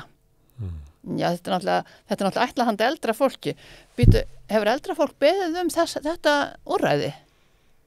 Þekkir þú einhvern sem að langar til að fá að flytja á hjúkrunarheimili? Nei, ég þekki eins og fólk sem sér öryggi því að komast þar inn vegna þess að gati í búið heima. Þegar orðið nógu saumað að því og af því að það ekki kostur á neinni annari þjónustu. Nei, ég þekki bara dæmi svona heilabilun þar sem að fólk bara átt að segja á því að getur ekki bara hrætt, getur ekki verið eitt. Nei, það eru margir sem getur ekki verið einir og við höfum tekið þann pól í hæðinu og reynar ekki einum það eru fleiri lönd sem hafa þannig að við höfum annars vegar heimabúsetu og hins vegar hjúkrunarheimili. Það undantekning og það eru þjónustu íbúðunar í Reykjavík. Þá ég tala þær íbúður sem eru raunverulega með þjónustu. Ekki þeir sem eru selda sem slíkar að því að þeir eru nálagt einhverju heilsugæslu. Eins og hefur verið business svolítið hér. Já, það kemur ekki, það bara, ég hef aldrei lagst eftir að skilja peningarliðina en hef grunum að hún sé svona hálfgert sukk og svínari. Og það engin þjónusta, það stórfelld blekking sem að því miður margir trúa, það aldrei sagt beint en það eru kallaða þjónustu íbúður, það náttúrulega bara siðlaust því í þessum íbúðum engin þjónusta en þjónustu íbúðunar sem eru á 6 stöðum í Reykjavík og ég ætla alltaf að koma að staði hvenar seinasta var tekin í notkun, ég hygg að það sé fyrir aldamót en ég veit ekki með vissu. Það mikilvægt úrræði? Það úrræði þar sem að mönnun allan sólarhringinn. Fólk býr í sjálfstæðri búsetu, það býr í fullkomnu öryggi eða eins fullkomnu öryggi eins og lífið getur nú boðið upp á. Það þarf á að halda. Já, minn aðstandandi að flytja í þjónustíbúð þessa dagana. Hann getur hægt hjá öryggismiðstöðinni því að hann fær hnapp. Og sko fólki á hjúkrunarheimilunum yfirleitt ekki með hnapp því að við erum svo gamaldags á hjúkrunarheimilunum að við höfum ennþá bara bjöllu við rúmið eða bjöllu við dyrnar. En þegar fólk dettur þá það því að komið fram úr rúminu og ætlar á klóið og það dettur á gólfið og þannig ekki neina bjöllu. En ég ætla ekki að vera eyða púðri í þetta því ég sannfærið að það hlýtur að mjög einfalt tækni úrræði að laga þetta. En fatlaðir, hvernig þá hjá föllum? Þeir bjuggu í svona herbergjasambýlum, við getum nefnilega að kalla hjúkrunarheimili herbergjasambýli. Fatlaðir bjuggu í herbergjasambýlum, þau voru yfirleitt miklu minni heldur en hjúkrunarheimilin, heimilislegri en þau voru samt herbergjasambýli. Minni þá merkinguna voru færri íbúar. Það var færri íbúar. Það var meira bara sko hús sem eins og heimili en þess að skipulagt sem. En hjúkrunarheimilin okkar gjarnan, það mjög algengt þessu svona 80 pláss og svo verið að reyna að gera heimilisleg og það sko verið að reyna allt til að gera hjúkrunarheimili heimilisleg. En þau eru sjúkrastofnanir. Þau heita heilbrigðisstofnanir af því það hljóma miklu betur en þau eru sjúkrastofnanir. Og en komum aftur að fólki með fötlun. Það núna búið að hafna þessu úrræði. Það býr annarkvort það komið með NPA-samningana sem að gengur nú reyndar mjög brösulega. Það er ekki fjármagnaði frá ríkinu. Já. Sveitarfélögin eigi að útluta þeim. Já.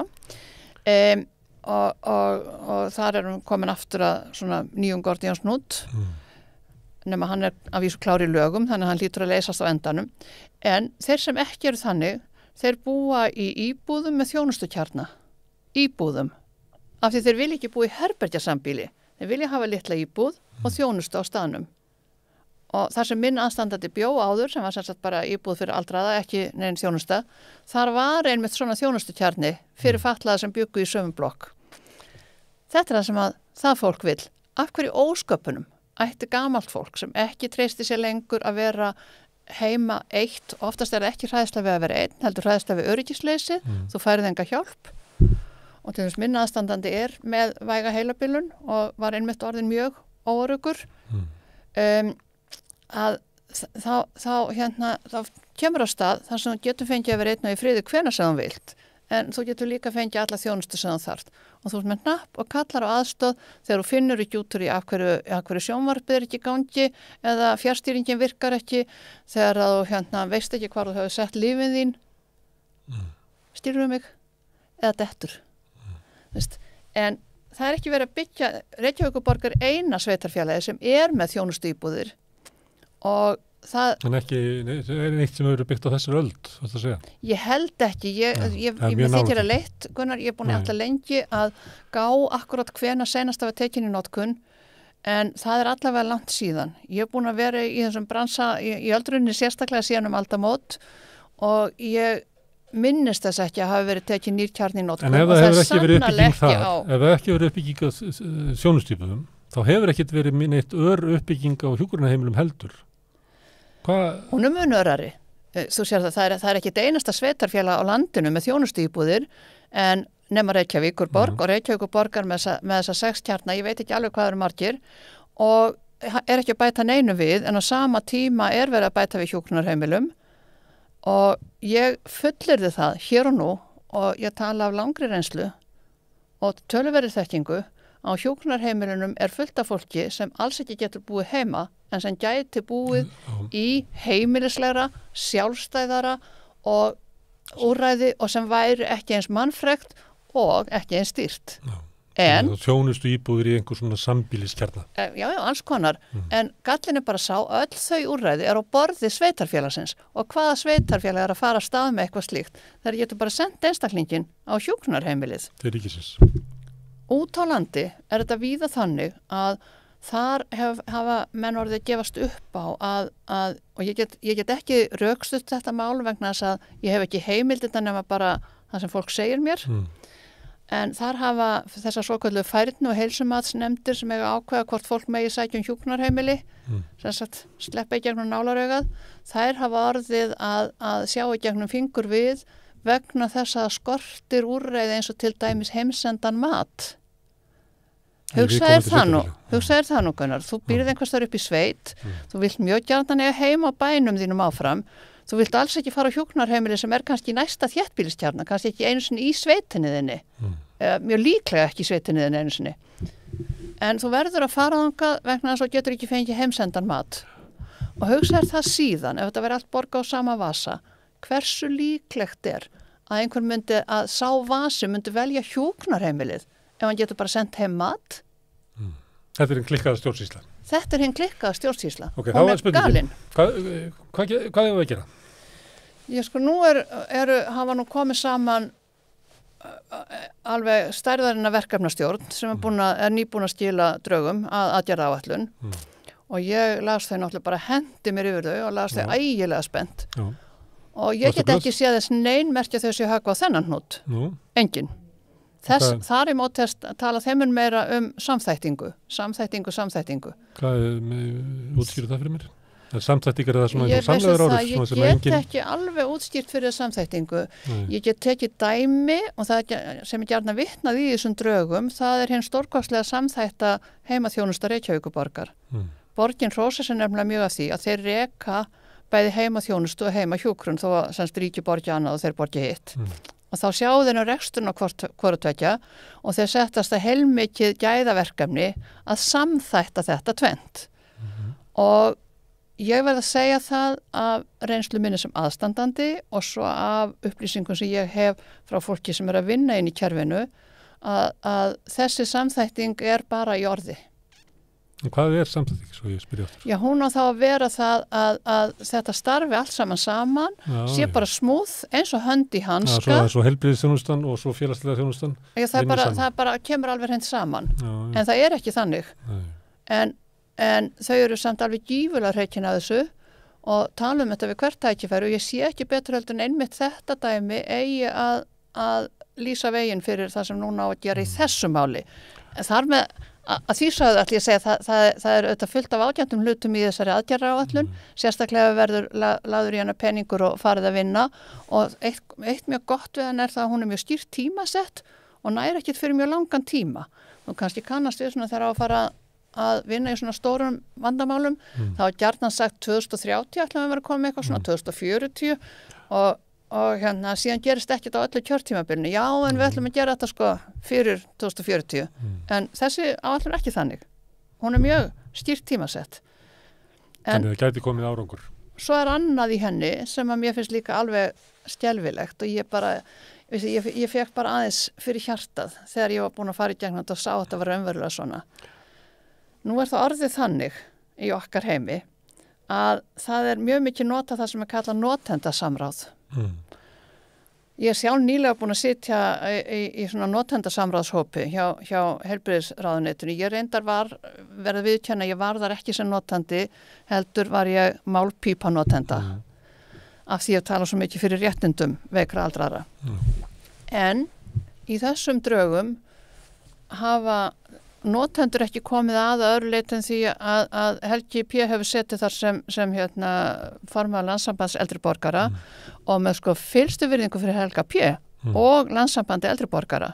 Þá það ekki fyrir á seinasta þinginu þeirri fyrra sem að anda orði í sambandi við færnisstjert og veika aldraða og samtök eldra fólks á Íslandi hafa ekki haft áhuga á þessum hópi. Nei, Það er kannski að breytast núna, en þar með... Þau hefur bara þvert á móti lagt áherslu á aldraða sem eru með fulla heilsu. Já, og í draugunum sjálfum sagt sem bara sko ótrúlega byltinga sinni hugmynd sem við getum gert hérna alveg á næstunni, það er að hafa könnun hérna óstýrt til þjónustu. Veistu hverja á að spyrja? Nei. Fólk á aldrinum 50 til 65 ára. Nú. Hvaða væntingar það hafið til þjónustunar?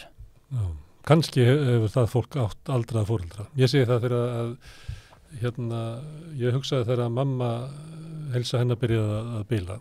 Þá hugsaði ég, það var engi sagt mér hvað þetta er þegar þetta gerist. Nei. Og ég hef svo verið að tala svona uppátt þetta vegna sem ég langar til þess að heyra hvað annað fólk segir. Og ég átti mig á því, þetta er eiginlega svona eitthvað svona leyndar fyrirbrigði í samfélaginu, hvaða er þegar foreldrarnir verða svona gamlir og þurfa svona miklu aðstoð. Það fylgir í skömm.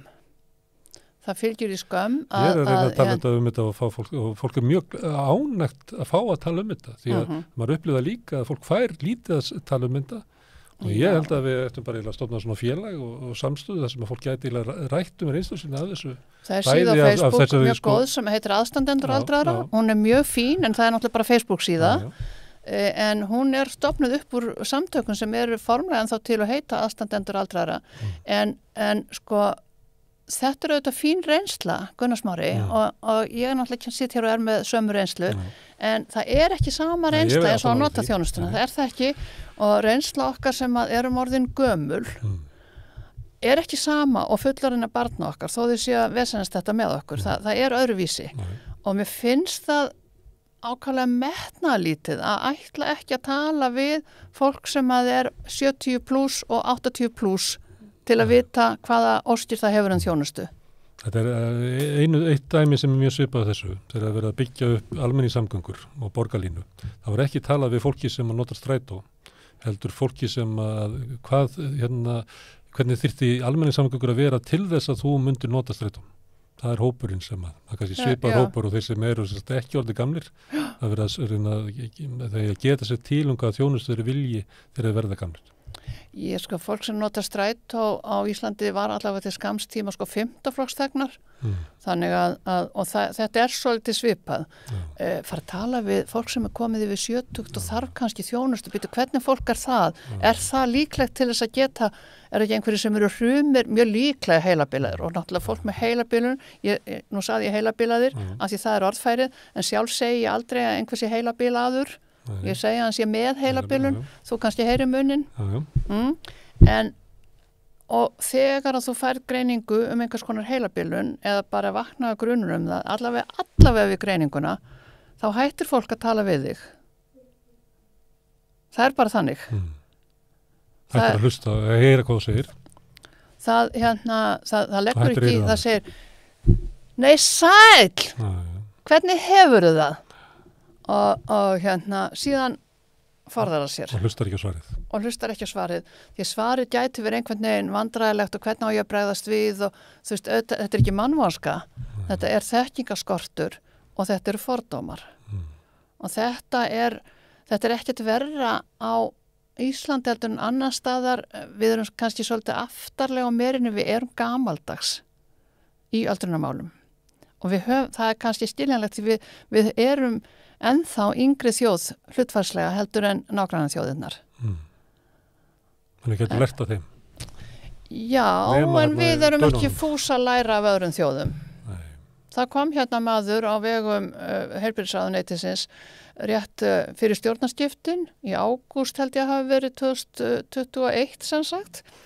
Mjög athyglisverður maður sem að hafði öldrunarlæknir að mennt og hafði haldið utan breytingu í Ontario fylki í Kanada til þess að einmitt að gera það sem ég er að tala fyrir hérna, auka heimaþjónustuna og losa út all þessi hjúkrunarheimilispláss. En er það svo, býta að þú segir þetta, er það svo að ef við myndum auka heimilis þjónustuna, að það myndi fækka á hjúkrunarheimilunum? Það myndi gera það, en kannski mest að mín tilfinning, nú er ég að tala út frá tilfinningu, ekki tölfræðilegri þekkingu, mest myndi kannski fækka við það að við kæmum með milliþjónustu. Þar sem fólk gæti verið í búsetu, sem að hefði öryggi, hefði þjónustu en væri með sjálfstæða búsetu. Við getum líka breytt hjúkrunarheimilunum. Breytt þeim í búsetúræði og gert þau að meira eins og íbúður með þjónustutjarna. Er því að truflaði, þú varst komin til Ontario? Já, hann var þarna á einum degi og það mættu þarna, ég fekk að mæta þarna og þess að dýmsir sem hafði verið mjög mikið í öldrunarmálum sem komu, það var ofboðslegur andi þennan dag og fólk sagði nú fer eitthvað að breytast. Svo kom hann í viðtal í sjónvarpinu, daginn eftir var að tala við forsvarsmann hjúkrunarheimilis á Íslandi og hann sagði við þyrftum ekki að vera að sækja fólk til Kanada til að rakka niður íslensku hjúkrunarheimilinu og öldrunarþjónustuna. Það heyrðist ekki orð meira þennan mann. Ekki neitt. Bara nákvæmlega eins og þegar að Þorgerður Katrín hún beðist afsökunar á því þannig að ég kannski ekki vera nutan upp úr því þegar hún sagði mannin sem kom og taldi kranana í Reykjavík og sagði að það verður hrun hérna. Og hún var menntamálaráðherra og sagði að hann þyrfti nú kannski að fara í endurmenntun þessi. 2007. Það oft gert svona á Íslandi. Það þagga niður í fólki með svona smelli góm svona. Ég meina, við erum pínu lítið eigasamfélag, við erum fyrrverandi nýlenda, hjálenda það víst, með mjög ungt borgarsamfélag, mjög vanþroskaða stjórnsýslu og ég reyndar þeirra skoðunar, þó það komin ekki þessu efni við að við ráðum alls ekki við að vera fullvalda þjóði yfirleitt og það hefur kannski verið mjög misráðið að við höfum verið að reyna það því við gerum það ekki vel En segjum að við bröltum í þessu áfram og það bendur nú ekki til annars. Ég ræði ekki kannski sem betur fer. En við erum samt í þessari stöðu. Þannig að hvernig getum við verið að reyja okkur og segja að fólk sem hefur reynslu af góðum og flottum gæðaverkefnum sem hefur allt þetta sem við höfum ekki langa sögum sjálfstætt ríki og rekstur á ríki og það kom bara lengra í öldrun þjóðarinnar það er meira allt það að við getum bara sett okkur á háan hest og sagt, við þurfum ekki á útlendingum að halda til þess að koma og vera að segja okkur hvernig við eigum að gera hlutina. Sigrún, þú ert hafsjór ég ætla að fá að setja punkti núna kannski fæ ég bara því til að koma seinna því ég ætla að fara í smá leiðangur að skoða ýmsa fleti á málefnum aldraðra. Já, ég hef ekki að tala mannréttindabrotin ennþá, þannig að þú getur bara að kalla ég mig seinna til að tala þau. Gerðu það. Já. En við ætlum að snúa okkur að verkalýðsbaráttunni. Ég held að Sólveig Anna sé komin í hús eftir augnablik.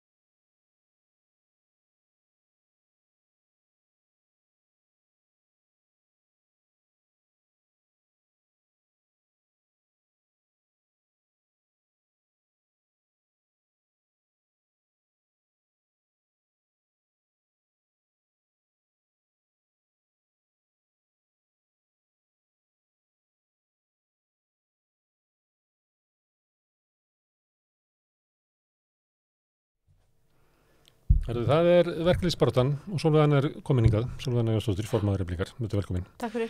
Hann var áðan hann Ögmundur og við erum að ræða svona, hann hafði enga trú að þessi dómur myndi standa í héraðsdómi, að það yrði, eða það að miðluna, hann var fullviss það, að miðluna til að hann yrði felld einhvers staðar í dómskerfinu. En ef hún myndi standa, að þá væri þetta stórkostlega alvarlega vatnaskil í íslensku verkalýðsbaráttu. Já, sko, þegar að niðurstaða fæst það hvort að sjálf miðlunartillagan sé lögleg eða ólögleg, vegna sem við náttúrulega höfum mál, þá getur það tekið mjög langan tíma.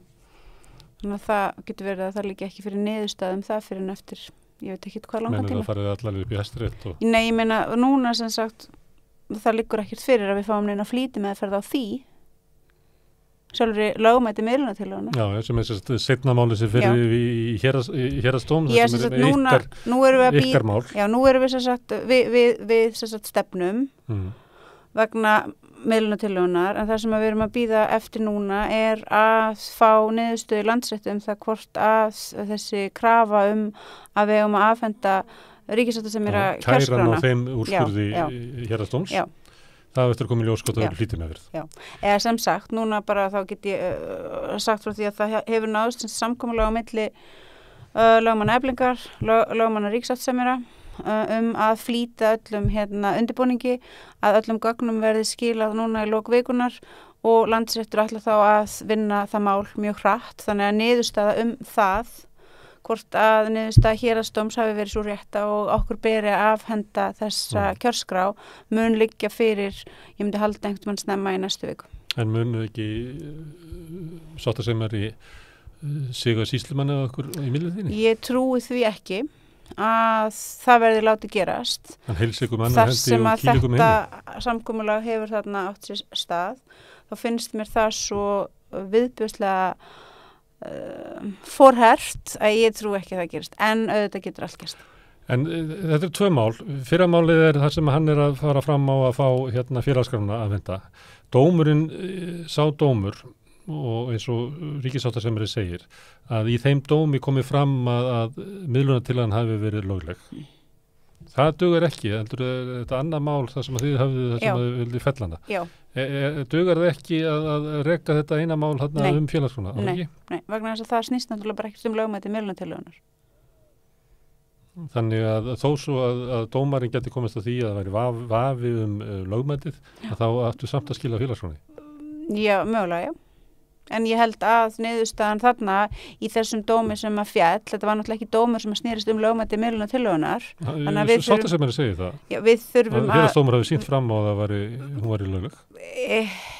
Það má mögulega lesa eitthvað slikt að viljin er fyrir hendi, en dómurinn fjall það hvort að okkur bæri skylda til þess að skila þessari kjörskrá svo að kosningin, atkvæðagreiðslan gæti farið fram, það snýrist það mál. Við ætlum að höfða og erum að undirbúa það mál lögmæti miðlunartillögunar, en hvort að við fáum einhverja flýtimeðferð þar eða ekki er enn óútkljáð og það má þetta bara vel vera að við fáum einhvers líka flýtimeðferð og þá mun ekki niðurstaða lögmæti miðlunartillögunar liggja fyrir mögulega fyrir einhverjum seinni stigum. Eftir einhvern mögulega frekar langan tíma. Já, bara mjög marga mánuði. Svo fyrir í Landsrétt og þá áfrýjar eða kærir ykkur til Hæstaréttar. Og þetta er svo sérstakt mál að það fær örugglega með fyrir Hæstarétti. Já, en svo náttúrulega áður en allt það verður komið í ljós, þá getur svo ótrúlega margt annað verið búið að gerast. Það er náttúrulega vinnutil í gangi. Það sem að getur náttúrulega gerst er að Landsréttur komast að þeirri niðurstöðu okkur beri að afhenda þessa kjörskrá og að þá fer atkvæðagreiðsla miðlunartillöguna af stað. Og við höfum sagt að við munum sætt okkur við hverja þá niðurstöðu sem að Landsréttur kemst að í því máli. En ég fekk hann augmyndir náðan vegna þess að hann var formaður BSRB 1996 þegar breytingar voru gerðar á vinnulöggjöfinu og hann var líka þingmaður þá. Hann kann þekkja þetta mál mjög vel. Og hann sagði að þrýstingurinn hefði verið á þessu tíma að búa til embætti ríkissáttasemjara með einhvers svona lögregluvald, að það ætti að vera þannig að það væri samið svona leiðandi aðilar á vinnumarkaði myndu semja, þú kannast við þetta úr umræðinum Salek, bara kemur upp fram þar og er bara mikil þrýstingur búin að vera hjá fyrirtækjaeigandum og með stuðningi stjórnvalda langan tíð að raunverulega takmarka verkfallsréttin. Hann taldi að miðlunartillaga núna þó svo að hún færi út fyrir það að geta verið gróf túlkun á lögunum sem að færi blessun dómstóla mögulega. Hann taldi það væri bara, hún staðist ekki lög. En ef það fer svo að dómstólarnir dæma miðlunartillöguna lögmæta, að þá er raunverulega orðin bara vatnaskil í verkefnisbaráttu í Íslandi. Já, og það er auðvitað þessi stórkostlega alvarlega staða sem að upp er komin að þessi vinnubrögð hvernig ríkissáttasemjari vinnur þessa svokallu miðlunartillögu, hvernig okkur einfallega afhent hún í þessum augljósa tilgangi.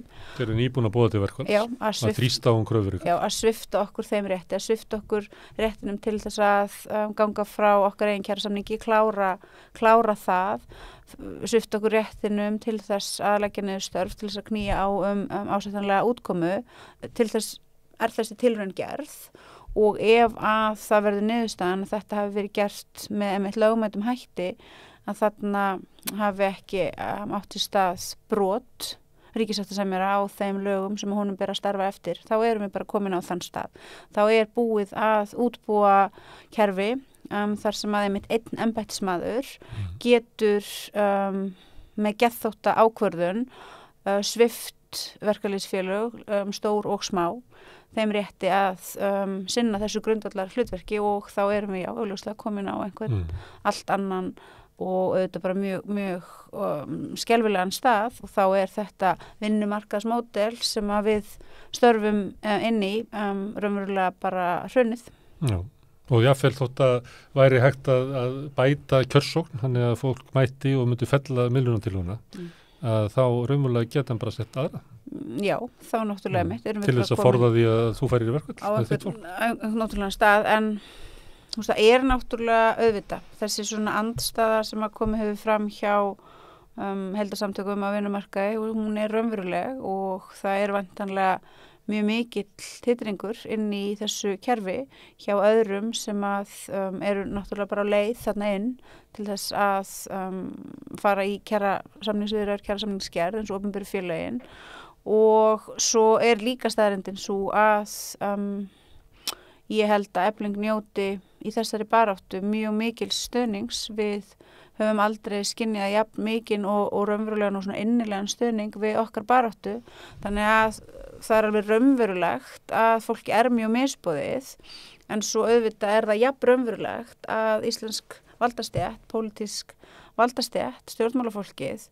Hún líka ánægð með stöðuna, sko. Ég meina þetta bara ótrúlegt að fylgjast. Hvort annað þetta ótrúlegt að fylgjast með þessu ástandi að enginn stígur fram og þorir einhvern veginn að fullum krafti að stilla sér upp við hlið vinnandi fólks í þessu graf alvarlega ástandi og segja bara sannleikan, segja bara hér bara eitthvað hræðilegt að gerast og við verðum alltaf að standa sameinuð gegn því að þetta geðþótta ákvörðun eins embættismanns vegi þyngra en öll þessi stórkostlega mikilvægu réttindi og við getum ekki hort upp á það að fólk sé bara svift þeim svona en það gerist ekki og það auðvitað til marks það og enn sönnun á því að pólitísk valdastétt á þessu landi einhvern veginn búin að missa bara öll tengsl við allt annað heldur en það að vera einhvern veginn að framkvæmda stýra fyrir hönd auðvaldsins og það ótrúlegt að upplifa það. Ég spurði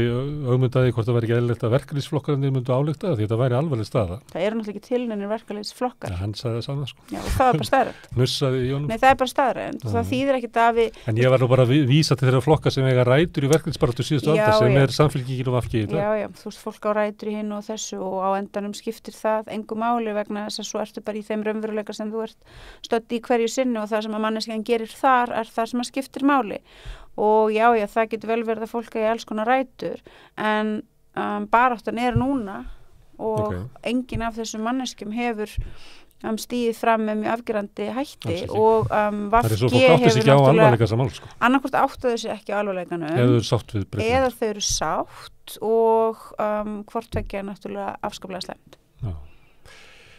Þegar að málamiðlunartillagan kom fram þá kom ASÍ með ályktun kvöldið og svo komu hinnir og eftir og það sem að mér finnst kannski nú var dómurinn í gær að ætti ekki að koma bara alvarlegri ályktanir núna til þess að draga það fram hvaða Ég er sammála og mér finnst það dálítið undarlegt að hreyfingin sé ekki að fylgja þessu eftir og ég bara Því þegar dómstólarnir taka undir með aðalsteini eða leifunum eða styðjan í því sem hann að gera. Miðlunartillagan getur bara verið bommert eins manns sem að gerir bara fáraleg mistök. þú veist, og það bara allir lagi, þá bara byrst hann afsökunar lofar ekki þetta aldrei aftur. En þegar dómstólar styðja að það mjög alvarlegt. Já, ég bara aftur, ég bara veit ekki af hverju það ekki einhvern veginn áframhaldandi svona pressa frá hreyfingunni. Ég get ekki svarað því. Það að spyrja aðra en mig hvers vegna svo Nei. Það maður heyrt svona, menn tjá sig með svona, að líta á þetta sem alvarlegt, en kannski kemur eitthvað frá ASÍ á morgun. Kannski. Ég held þessi miðstjórnin sé á vinnufundi, einhverstaðar upp í sveit. Já, það getur verið. Þau eru kannski að ræða þetta. Kannski. Herðu, en þegar ég bæði að koma hingað, þá ætla ég að bíða þig að segja mér frá niðurstöðum kosningafélaga í Eflingu vinnustöðunir. Gaman. Já. Það eru komna fram, ég sagði þær í upphafi, sko. Okay, það var reyndar bara tekið saman vörubílstjórarnir og hótel starfsfólkið saman væri 80% af þeir sem greiddu atkvæði hefðu viljað verkfall. Það voru 84% bílstjórana sem að samþyktu og 82 held ég hjá hótel starfsfólkinu sem að samþyktu. Og hvað margir mættu? Veistu það að ég er búin að vera á svo ótrúlega miklum hlaupum en allavega meira 20%. Ég veit það og ég er að reyna að draga fram þessar tölur núna í gegnum allt sem að er þarna inni í höfuna mér og þegar ég fekk þessar upplýsingar þá var ég á leiðinni í Kastljós og svo þurfti ég að rjúka þaðan og fara þess niður í Eflingu og ég held ég sé að fara með rétt mál að það voru, ég held að það veri 77% þáttaka hjá bílstjórunum og það mjög samhentur hópur 54% þáttaka hjá hótelunum. Þannig að bílstjórarnir eru náttúrulega ótrúlegir og ástæðan fyrir því að þessi hópur hefur tekið þessa ákvörðun og það svona mikill meirihluti sem að kemst þessari niðurstöðu að þarna eru bara mjög sterkir fulltrúar í röðum þessara aðalega manna sem eru trúnaðarmenn og sem hafa bara leitt þessa baráttu. Það skiptir alltaf megin máli. Já, það skiptir öllu máli og þeir hafa verið með okkur í stóru samninganefndinni og hafa svo verið að móbilisera sína samstarfsfélaga með þessum algjörlega frábæra og magnaða árangri og þannig að þetta best að hlutirnir gerist. Það er best þegar fólki sjálft ákveður að taka svona mikið þátt og taka málinn svolítið svona í sínar eigin hendur og félagið og stóra samninganefndin styður við kröfur þeirra. Þeir taka þátt í störfum stóru samninganefndarinnar og þannig ef við værum núna á eðlilegum stað í kjarabaráttu þá auðvitað væri þarna væri við bara komin með augljósan sigur og það væri augljóst að við sem myndir okkar þyrftu að koma og mæta okkur við samningsborðið og útbúa með okkur ásættanlegan kjarasamning. Þau treysta á það að koma ykkur og bjargið þeim frá því? Þetta náttúrulega bara alveg hræðilegt og ég eiginlega bara get kannski ekki svona lagt nógu mikla áherslu á það hversu slæmt þetta og hversu skelfilegt það að sjá hvernig ríkissáttasemjari og hvernig meðlimir pólitískrar valdastéttar hafa raunverulega bara stilt sér upp sem óvinni lagslaunaðasta fólksins á íslensku vinnumarkaði félagsfólks Eflingar með þessum svona ofsalega áberandi og afgerandi hætti og auðvitað það svo fyrir okkur í samninganefndinni og fyrir okkur sem erum búin að vera að vinna alltaf þessa miklu vinnu af bara mikill hollustu við félagið og félagsfólk að ég ætla ekki að vera eitthvað of dramatísk en auðvitað það sorglegt, auðvitað það svona þungbært að sjá þessa forherðingu og þessa andúð sem að greinilega þarna og ríkir í okkar garð að það skiptir engu máli þó við séum augljóslega samhentur fjölmennur hópur sem augljóslega getum lesið rétt í stöðuna og erum að berjast með og fyrir félagsfólk vinnum af heilindum, vinnum faglega, svo ég noti það hraðlega orð komum aftur og aftur að samningsborðinu lýðræðislega, sannarlega og komum aftur og aftur að samningsborðinu með augljósan vilja sem aðeins algjörlega bara blind manneskja eða forhert getur látið eins og sé ekki til staðar og ekkert af þessu lætur það gerast að raunverulegar og eðlilegar samningaviðræður fari af stað og við erum auðvitað rosalega stolt af okkar miklu og frábæri vinnu en aftur ég veit að við erum líka svolítið að upplifa saman bara pingu svona áfall yfir því að það sé komið svona fram við okkur og ég veit að þetta þetta þungbært, þetta særandi að upplifa þetta svona áhugaleysi, skeytingaleysi, virðingaleysi gagnvart okkur og ég vona bara að þetta fólk sem hefur komið... Hvernig þá að grimmdin sé svo útbreidd og köld og grimm? Ég get hvort ég ætla, ég meina auðvitað er þetta grimmd að geta látið... Vil ekki fólk eigi í sig á? Ég meina þetta er grimmd að geta látið eins og það manneskja sem ég fyllri vinnu við að þrífa 10 herbyggja á einni vakt og fá útborgað 370.000 krónur. Þetta er grimmd og siðleysi og til skammar. En þessi svona, þetta kannski svona þetta virðingaleysi og þetta einmitt að það er alveg sama hvað við gerum að við séum bara ekki fullgildir meðlimir í samfélaginu og að þegar við mætum að það þurfi bara ekki að láta sem við séum að ég held að við hefum nú rætt þetta áður að það sé þannig og aftur ég ætla ekki að vera eitthvað ægilega dramatísk og þegar samningarnefnd Eflingar hittist þá er það yfirleitt bara frábærlega skemmtilegir og svona kraftmikli fundir og við erum alltaf bara ótrúlega mótiverið og fókusir á það sem við erum að gera en líka er partur af okkur sem að auðvitað er leiður yfir því að þurfa að upplifa þetta en við látum það auðvitað ekkert hérna brjóta okkur niður heldur bara það þarf það bara að veita okkur enn meiri styrk. Herðu, alltaf þegar það gengið til atkvæða verkföll þá býst ég við að samningarnefndin sé jafnframt að taka ákvarðanir næstu skref. Já, við náttúrulega erum eins og ég hef sagt með plan sem hann er langt fram í tíman og ég rekna með því að nú bara mjög fljótlega Miðað við hvernig við gekk í síðustu viku þá ættu að tilkynna í fyrramáli hvað verður næst? Já, við munum ekki tilkynna í fyrramáli en við munum hittast mjög fljótlega. En þið ákváðu ekki í kvöld? Nei, við funduðum ekki í kvöld. En við munum hittast mjög fljótlega og þá samþykja næstu verkfallsboðun. Sem að liggja samt fyrir á planinu? Raunverulega, já. Þannig þú gætir svona sagt okkur þetta? En ég ætla samt ekki gera það. Vegna þess að það er afstæða mín að þangað til að samningarnefnd Eflingar hefur sannarlega tekið þess ákvörðun og samþykkt þá tala ég ekki það. Herði nú komið verkfall og fólk gekk út í hátinu í gær, hátinu í morgun og fór niður í vinnu, það var fundur þegar gerðum nú svipað í síðustu verkfall, þá voruð við með svona fundi í Gamla Bíó. Það var stemming á þessu fundi?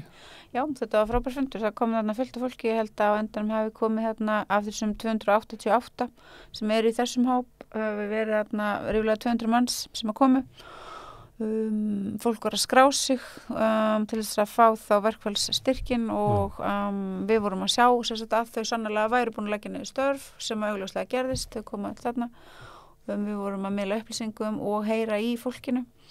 Og það var mikil stemning og mikil hugur í fólki og það voru fleiri en einn og fleiri en tveir sem að komu til þess að tala við mig.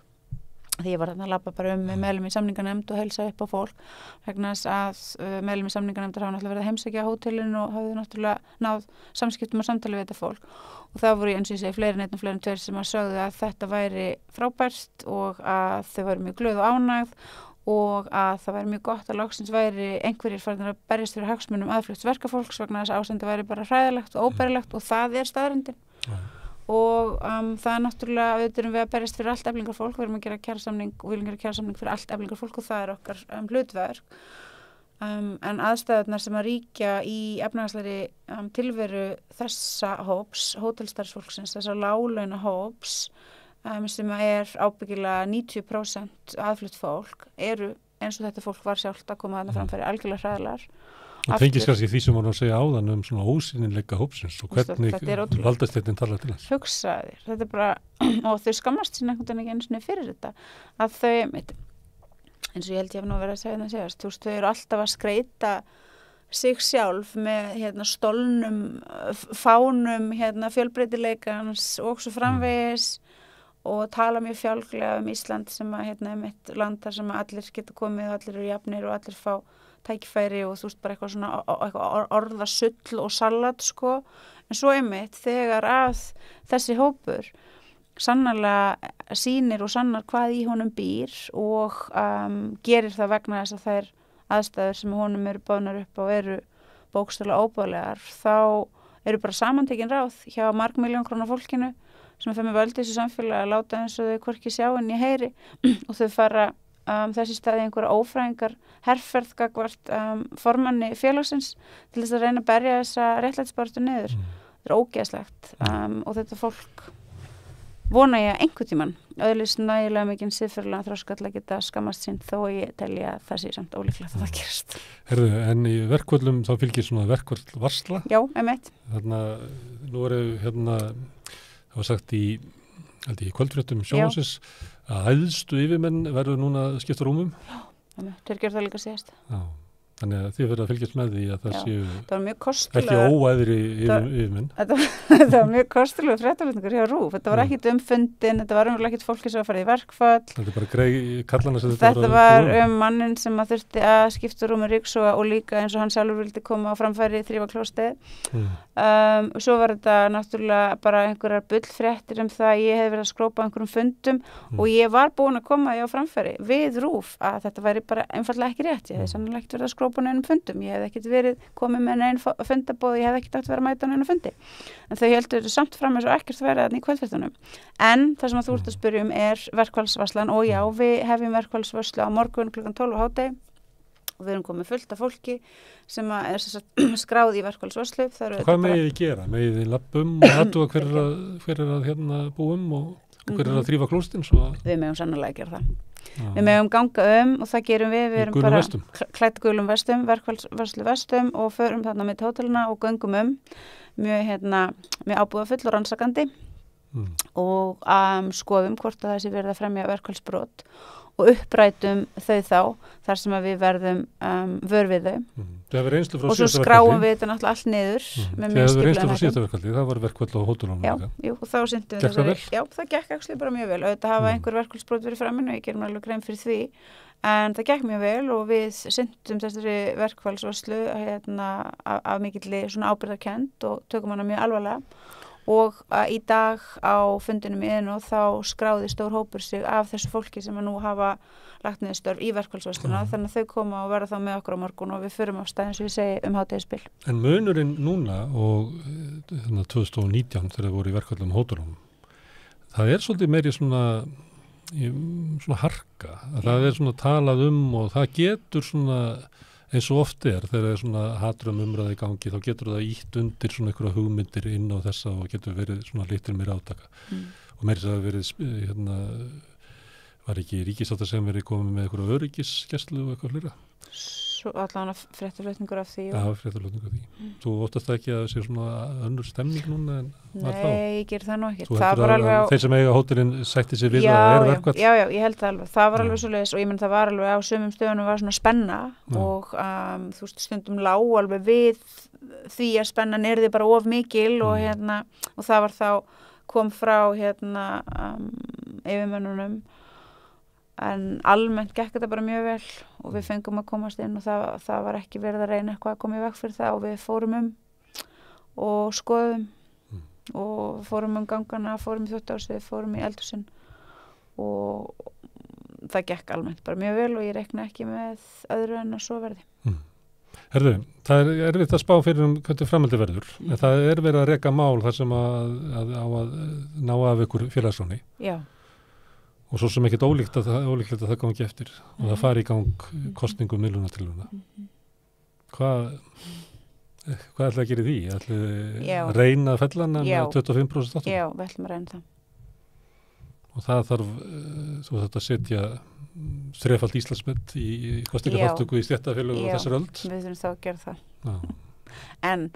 En aðalsmerki Eflingar að gefast ekki upp og halda áfram og í hvert einasta skipti sem við þurfum að takast á við einhver svona verkefni þá er það líka próf á okkur, það er próf á það hvernig getum við náð til fólksins, hvernig komast skilaboðin okkar áfram hinga til hefur það gengið vel, við höfum alltaf náð góðum árangri og við byggjum alltaf eins og ég hef margoft sagt því hefur verið að ræða við því hér, við byggjum alltaf bara ofan á þann árangur sem við náum og lærum meira og nú er það auðvitað svo að við höfum í gegnum það sem við höfum verið að gera frá því í haust og fram á þessu stundu verið að byggja upp þennan svona þetta þessa félagslegu vöðva sem að þurfa að komast í þjálfun eftir að hafa verið hrörnandi og óæfðir áratugum saman og við erum með þessa stórkostlega samninganefnd fólk sem bara mætir og bara einmitt eins og ég segi með þess að þú veist djúpu svona hollust gagnvart þessu verkefni og svo höfum við þetta náð að mobilisera hundruðir manna sem hafa nú tekið ákvörðunum að leggja niður störf þannig að við erum í hvert einasta skipti sem við förum af stað og erum að mobilisera og erum að ná til félagsfólks þá náum við árangri hvort að okkur takist að ná þessum risastóra árangri sem að þú ert hér að ræða það auðvitað á eftir að koma í ljós Þetta bara í lögunum en við, sem þarf já, en við gefumst ekki upp og auðvitað munum bara taka þann slag En við má halda áfram með svona ef að skíða og ef að myndi ef að veri veðbókarina þá væri líklega veðmálið það að það yrði mikil kosningaþáttaka eru afgerandi þeir sem að mætt á kjörstaði eða greiddu atkvæði myndu fella milljónatilhöguna en það næðist ekki að vera 25% og það væri kannski segjum að væri 28% kjörsókn 24,9% af heildinni vilja fellana en lítill minni hluti þeirra sem að mættu eða greiddu atkvæði samþykkjana þá er það náttúrulega komin í einhverja furðulega svona lýðræðislega Við erum náttúrulega komin þangað nú þegar. Við erum komin þangað. Við erum komin í eitthvað svona dystopist ástand og það er ógeðslegt að þurfa að vera í því. Þannig að ef það gerist þá náttúrulega er það þá einmitt bara en sönnunin á því að þetta svona vinnumarkaðsmódel þó að auðvita hafi það marga kosti og þó að auðvita sé það ómetanlegt að geta sagt við fólk að á Íslandi megi ekki reka fólk fyrir það að leggja niður störf og að við njótum sannarlega mjög mikillar verndar miðað við mjög marga í mjög mörgum öðrum löndum þá til dæmis svo þessi eitrun skrifuð þarna inn í lögin að atkvæða að þáttaka í atkvæðagreiðslu þurfi að vera með þessum hætti og að jafnvel þó að samninganefnd og forista félags tali sannarlega máli sína félagsmanna og sé sannarlega í mjög raunverulegum og góðum tengslum við fólk og fari fram og reyna að knýja það að miðluna til að sé felld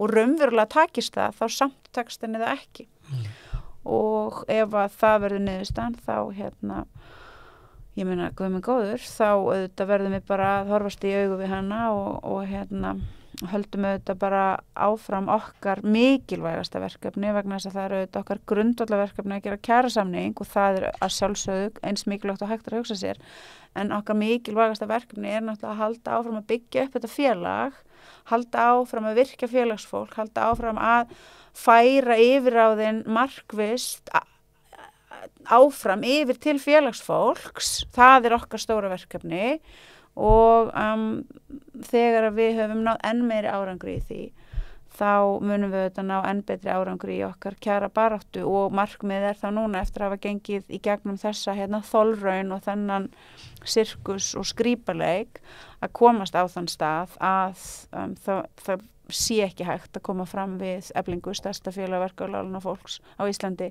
með þeim hætti eins og við höfum þurft að þola núna undanfarið. Að við getum ekki lent á þessum stað sem við höfum lent á. Þið hafið svona þá félagslegu virkni að geta fellt miðlunartillögu. Við höfum þá félagslegu virkni að geta fellt miðlunartillögu og við höfum það pólitíska vald í þessu samfélagi sem að færi okkur það að virðingarleysi, skeytingarleysi, andúð og hatur valdastéttarinnar á okkur sé kannski alveg til staðar en að það get ekki, þetta fólk get ekki bara byggt einhvern múr sem að sé svo hár að við bara getum ekki klifið yfir hann.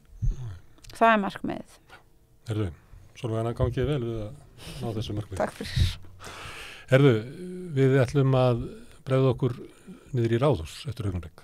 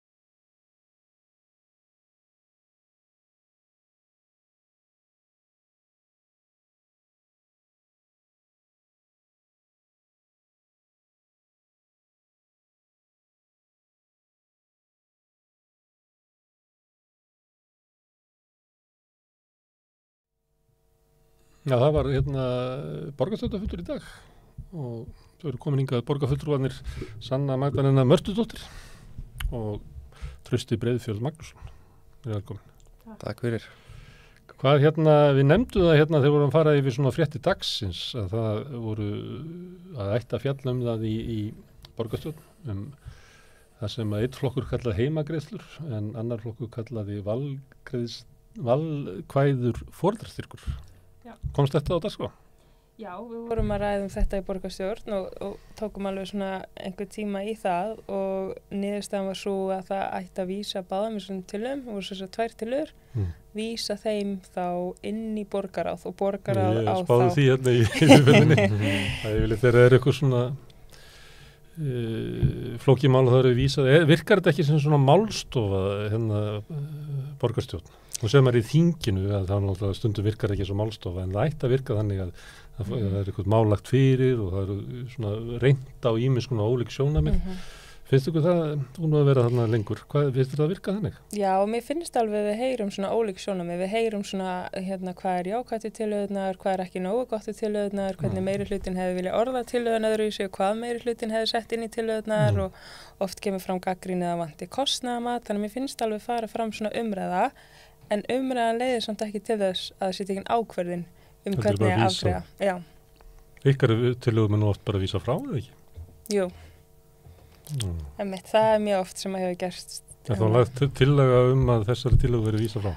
Já, en núna ásast að skoða þetta betur og þannig að meirihlutin vildi þá augljóslega ekki vísa frá eða fella tillöguna, þannig að þetta hefur stundum verið nefnd svona frestunarleið að vísa tillögum eitthvað annað til skoðunar. Það vil ekki hafna því? Já. En þau vísa þessu inn í svona, og svo heyrir maður svona hljóð í brefatetra. Já, svolítið þannig. En hvað finnst þér ykkur með þetta? Þetta er nú gamalt svona deilumál.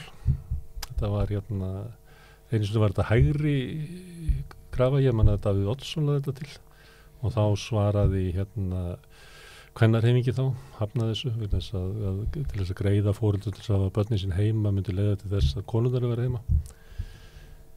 Já. En síðan heyrir maður á svona í kvennabaráttunni núna þetta er orðið það er svona stundum áttum maður ekki alveg á því hver er svona afstaða fólks hvert það er að fara. Mér finnst eins og ég geti fundið rök með og rök á móti en loka niðurstaðan svo að við þurfum að mæta bara stöðu barnafjölskyldna núna í dag og staðan er náttúrulega þannig að foreldrar fengu þarna loforð eða fengu þarna skilaboð að það yrði tilbúið pláss og leikskóla fyrir börnin þeirra. Það hefur ekki staðist og að meðan að foreldrar eru í þeirri stöðu að þau bara veit ekki hvað þau að gera, eru ráðalaus, það finnst mér að að koma með einhverjum lausnir. En á sama tíma þá svona... Get ekki fara út á vinnumarkað til þess að vinna af því að vantar gæslu. En svo viljum við ekki samt búa til eitthvað svona hliðakerfi sem að þróist þá kannski svona á meðan það er ekki verið að byggja upp leikskóla ef að fé fylgir barni og það fé fer kannski eitthvað annað en að byggja upp leikskóla þá höfum við líka ágjörð að því að það mótist kannski eitthvað svona annað kerfi til hliðar þá við dagvistunarkerfi borgarinnar þá getur það verið slæm þróun. Er það ekki dagmömmunar? Er það ekki svona hliðakerfi? Au pair, eða nota foreldrastyrkinn til að fá kannski au pair og síðan ekkert meira heima með barninu. Viljum við að fjármagni nýtist í það? Þetta er svona spurningar sem vakna upp. Þannig að þetta er þá svona ómótuð umræða. Finnst ykkur það? Eða hefðu þið viljað ganga til atkvæði þetta? Já, mér finnst bara mikilvægt að við afgreiðum mál á borgarstjórnarfundi. Ég er svona lít á það að við eigum að fá fram umræðuna og ef það er eitthvað vilji kannski til að breyta einhverju í tillögu eða kannski eftir umræðuna kemur eitthvað mjög gagnlegt í ljós að þá ættum við bara að geta orða tillöguna og betur og þá samþykkt eða ekki. Það geta þessu þingi, skotið til nefndar í einhver ráði sem kemur þá með mótaðri tillögu tilbaka á næsta borgarstjórnarfundi og afgreiða. Einmitt. Það væri mjög góð leið. En eru þið tilbúin að greiða atkvæði þessa tillögu? Hvort eigi að vera heimagreiðslur eða valkvæðir foreldrastyrkir? Já, ég myndi segja það. Að með við stöðuna í dag þá þurfum við að þá myndi ég segja já frekar en nei. Hvort sem okkur finnst þetta að vera góð lausn til lengri tíma að þá er þetta það sem við verðum að gera til skemmri tíma. Já, algjörlega meðan staðan er eins og hún er núna þá er þetta svona bráðabirgðalaust sem að væri ágætt svona til skammtíma liti en við þurfum nú líka að passa upp á að þetta er ekki einhver svona varaleg lausn sko, þannig að já, ekki tekið undir það. En var margt afgreitt í dag? Var þetta langur fundur? Nei. Einu sinni var þetta alltaf fram yfir miðnætti. Já, við vorum alveg tilbúin sko til þess að vera þarna fram eftir kvöldi. En núna eru við sem sagt að reyna að hafa fundina eins og fjölskylduvænni því við vorum ofta að labba þarna út mjög seint og núna byrja fundir klukkan 12. Byrjaði alltaf klukkan 2, þannig við erum svona að byrja fyrr og markmiðið þá við séum búin í kringum svona 6-7 leytið. Og svo bara erum við svo lengi að tala leikskóla og heimagreiðslur og samkeppnishæfni sem var fyrsta mál á dagskrá. Samkeppnishæfni hvers? Já, samkeppnishæfni borga sem meiri hlutin óska eftir umræðum samkeppnishæfni borga. Hvort að Reykjavík staðið samkeppni við Oslo og Bonn? Einmitt. Okay. Og það tók bara rosalangan tíma þannig að við fáum þau skilaboð þá seinnipartinn að það er að fresta þeim málum sem eftir að dagskrá og það var já, til að berjast gegn útvistun hjá Strætó og fleiri tillögur og fleiri mál sem voru að dagskrá. Já, öllum tillögum minnihlutans fyrir utan hjá Sjálfstæðisflokknum. Þannig að það var bara að tala heimagreiðslur og valkvæða foreldrastyrki og leikskólamálið og svo samkeppnishæfni borga. Samkeppnishæfni borga, það fór mjög langur tími að ræða það. Samkeppnishæfni borga, hvað er það? Já, það einmitt, ég var að reyna að finna bara skilgreiningu í orðabók, bara hvað ég að fara að tala Mér finnst þetta dálítið sérkennilegt orð, en lagði mitt áherslu á að þegar þetta í umræðinni þá það alltaf út frá fjármagni, það alltaf út frá stöðu fyrirtækja sem eru þá að kalla eftir því að skattar verði lækkaðir og svona að það þurfa einhvern veginn að bæta rekstrar umhverfi þeirra. Og voru það að lækka álögur á fyrirtæki? Nei, við sósíalistar vorum að ræða hvað þessi áhersla alltaf áberandi og það ekki áherslu út frá stöðu þeirra verstöddu, það aldrei, það ekki samkeppnishæft að búa í borg sem fátæk manneskja þegar 895 aðrar manneskjur eru með þeir á biðlista eftir félagslegu húsnæði og það voru ekki allir sáttir við þessi ummæli mín og sögðu að jú, með því að skoða samkeppnishæfni þá værum við líka að skoða fátækt og ég bara kannast ekkert við þá umræði í kringum þetta samkeppnishæfnistal. Það var Guðmundur Jónsson sagfræðingur kom til mín rauðaborðið einhvern tímann. Nú sitt ég svo lengi að ég man ekki alveg hvenær. Það fyrir einhverjum mánuð síðan. Þegar hann var með fyrirlestur upp í háskóla velferðaríkið sem hugmynd sem hann var til og blómstraði á eftirstríðsárunum. Og hann var bara að rekja sögu þess, hvað það kom og afstöðu verkefnishreyfingar og stjórnmálaflokka til þess og af hverju velferðaríki var öðruvísi hér heldur en á Norðurlöndunum og hvaða öflað voru og svo kemur það náttúrulega inn á eftir 1970-1980 þá fer velferðaríkið í vörn og það er nýfrjálshyggjan sem að vera graf undan í. Og hann var með svona í lokin þá er hann að segja það að í staðin fyrir samfélagssáttmálan sem að snerist velferðaríkið þá tók við samfélagssáttmáli það sem við getum kallað samkeppnisríkið. Og það var hugmyndin það að í staðin fyrir að byggja upp velferð fyrir alla og öryggisnet og okkur þannig allir hefðu það enginn dytti í gegn og allir hefðu það aðgangi að heilbrigðisþjónustu og menntun og öðru slíku. Þá kom hugmyndin það að með því að styrkja samkeppnishæfni samfélagsins að þá yrði til meiri auður og velsæld sem að myndu færast niður til allra. Er þetta í anda þessum að meirihlutin í borginni var að tala Já. Í alvöru? Já, mér fannst það vera svona Þetta er svona grín útgáfa nýfrjálshyggju. Og við töluðum sem sagt að því að þessi áhersla sem hefur verið ráðandi í umræðinu samkeppnishæfni að þá er oft verið að skoða svona eins og til dæmis útgjöld og það einhvern veginn tekið fram sem einhver svona stór kostnaðarliður eins og hjá sveitarfélögum, launa útgjöld en ekkert verið að skoða aðstæður starfsfólks að bak við það sem að fá þá þessu laun og ég nefndi að við hefðum verið á fjármálaráðstefnu sveitarfélaga þar sem að það var svona stór mynd á Glæru sem að var kynnt fyrir okkur og það var talað eitthvað svona ógnanir við sjálfbærni sveitarfélaga og þá kom skýrum stöðum stórum eitt af þeim málum var þá kjarasamningar sem einhvers konar svona ógn. Við erum alltaf með myndinu og við getum kannski fengið hana til að byrtast þetta uppi. Þetta er Glæran ógn við sjálfbærni fjármála, kjarasamningar. Þetta ára á fundi sambands íslenskra sveitafélaga. Óvissa hagþróun, halli á rekstri, þungar horfur, bráðum bankar. Ógnir. Yfir í sjóðurinn upp á, samskipti við ríkið. Jöfna launa kjara milli markaða. Þannig að kjarasamningar og með sjálfbærni sveitafélaga. starfsfólkið sem að sinnir þessum störfum er greinilega ógn og við nefndum þetta og þetta var ekki sjálfbærni þannig að að starfsfólki hefði það gott og allir í borginni hafi það gott þannig að það sé ekki verið að nýðast á neinum þetta er ekki svoleiðis sjálfbærni, þetta er bara hvort að reksturinn gangi upp. Já og mikið líka að laða að fólk og fyrirtæki og þekkingu og hvað allir þurfa að hafa aðgengi að góðri menntun og það minn einhvern veginn leys allt. Laða að betra fólk. Og þessi orðaræða, hún kemur öll úr orðabókum nýfrjálshyggjunnar, öll þessi orð sem maður heyrir bara í fjármáladeildum og í allri þessari fjármálavæðingu og það var mjög skýrt að þetta var allt einhvern veginn á þannig nótum ívilnanir og samkeppni og öll þessi orð. Og upplifði það að meirihlutin í borginni sé svona nýfrjálshyggju? Algjörlega. Já, mjög. Svo mikið. Ég heyri líka oft orðin sem þeir eru að nota en það bara er ekki sett fram í neinu samhengi við stöðu fólks í borginni. Maður skilur orðin en skilur ekki hvað þeir eru að reyna að segja þegar þeir eru að leggja fram sín mál Er þetta vegna þess að það er svona hægri hluti í samfylkingarna sem er að inni, hægri hluti Pírata eða er þetta bara samfylkingin og Píratar eru bara svona flokkar eða hvað? Já, maður velti fyrir sér hvort að þegar þessi flokkar fá völd að þá kannski sýna þessi rétt eðli, það er kannski maður sér munin á þingflokki samfylkingarinnar og borgarstjórnarflokkinum og maður velti fyrir sér hvort það sé munur á fólkinu eða hvort að þetta sé eitthvað sem gerist þegar þessi flokkar fá völd að þeir snúist bara algjörlega braut og geri ekki það sem hafa verið að tala fyrir.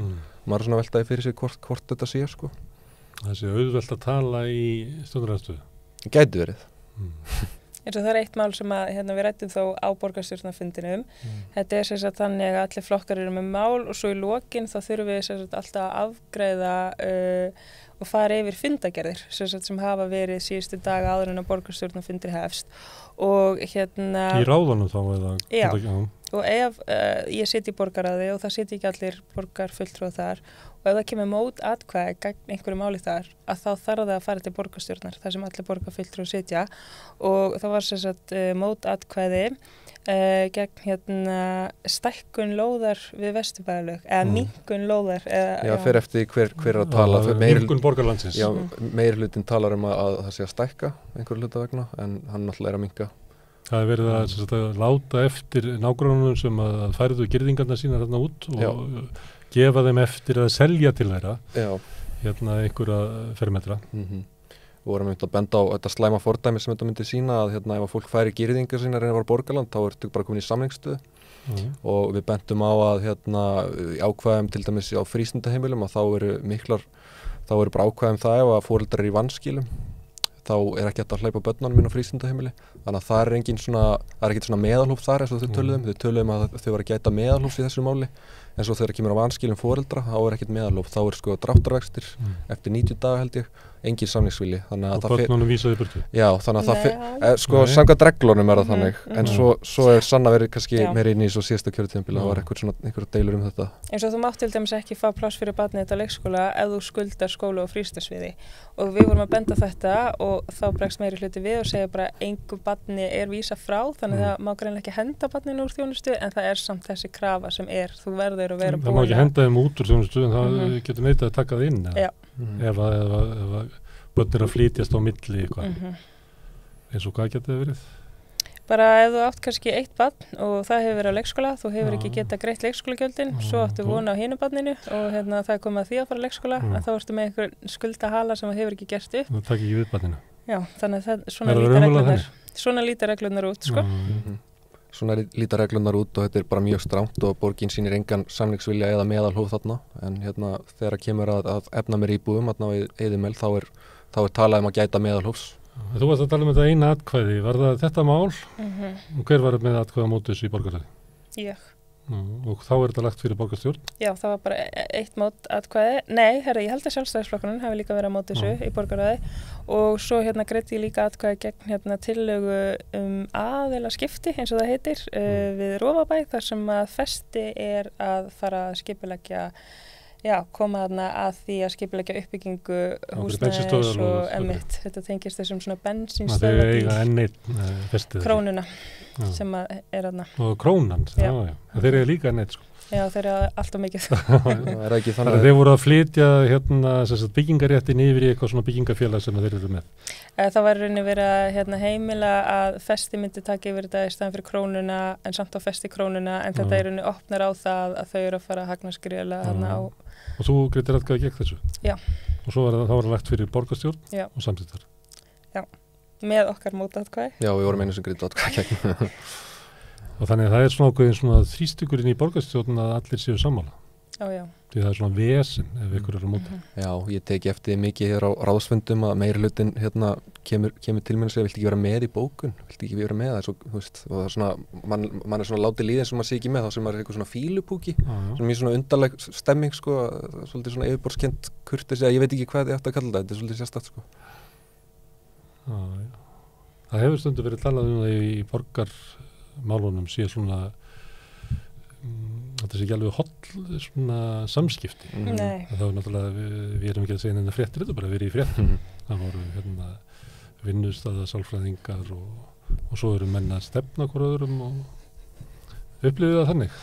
Þetta er mjög erfitt að umhverfið þarna, ég viðurkenni það er bara þetta er mjög erfitt vinnu umhverfi oft og það er oft svona, ef maður kýr gegn einhverju bara, af hverju, þú veist, og eitthvað svona, eins og höfnum. Já, svona rosalega mikið eitthvað svona eins og maður þurfa að gera grein fyrir sinni stöðu og útskýra rosa vel en þá fæ ég útskýringar tilbaka frá borgarstjóra sem er raunin að segja, ég sé bara miskilja hlutina sem ég náttúrulega ekkert að miskilja og þú veist, þetta er mikið svona stemming að reyna að senda þau skilaboð að allir séu rosa sammála. Ef þú ert ekki sammála með mér, þá var náttúrulega miskilur þetta, ef þú ert á móti mér persónulega. Já. Herðu, ef ekki að stoppa hérna bara.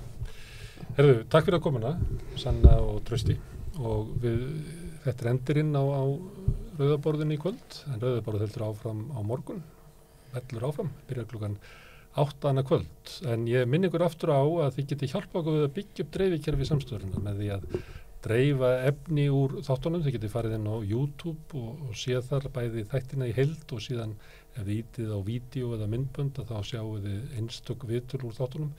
Með því að dreifa þessu á samfélagsmiðlum þá eru þið að byggja upp dreifikerfi samstöðurinnar. Þið geti líka lækað síðurnar á YouTube og á Facebook og þið sem að viljið styrkja uppbygginguna með eins konar áskrift geta gengið í Alþýðufélagið. Það er gert inn á samstöðum.is, það er hnappur sem heitir skráning, ef þið ítið á hann þá getið þið gengið í Alþýðufélagið og borgað félagsgjöld sem eru 2000 krónur á mánuði. En ég þakka gestum mínu fyrir að hafa komið hérna við rauðaborðið, ykkur hlustundum og áhorfendum fyrir að staldra líka við og segja bara góða nótt.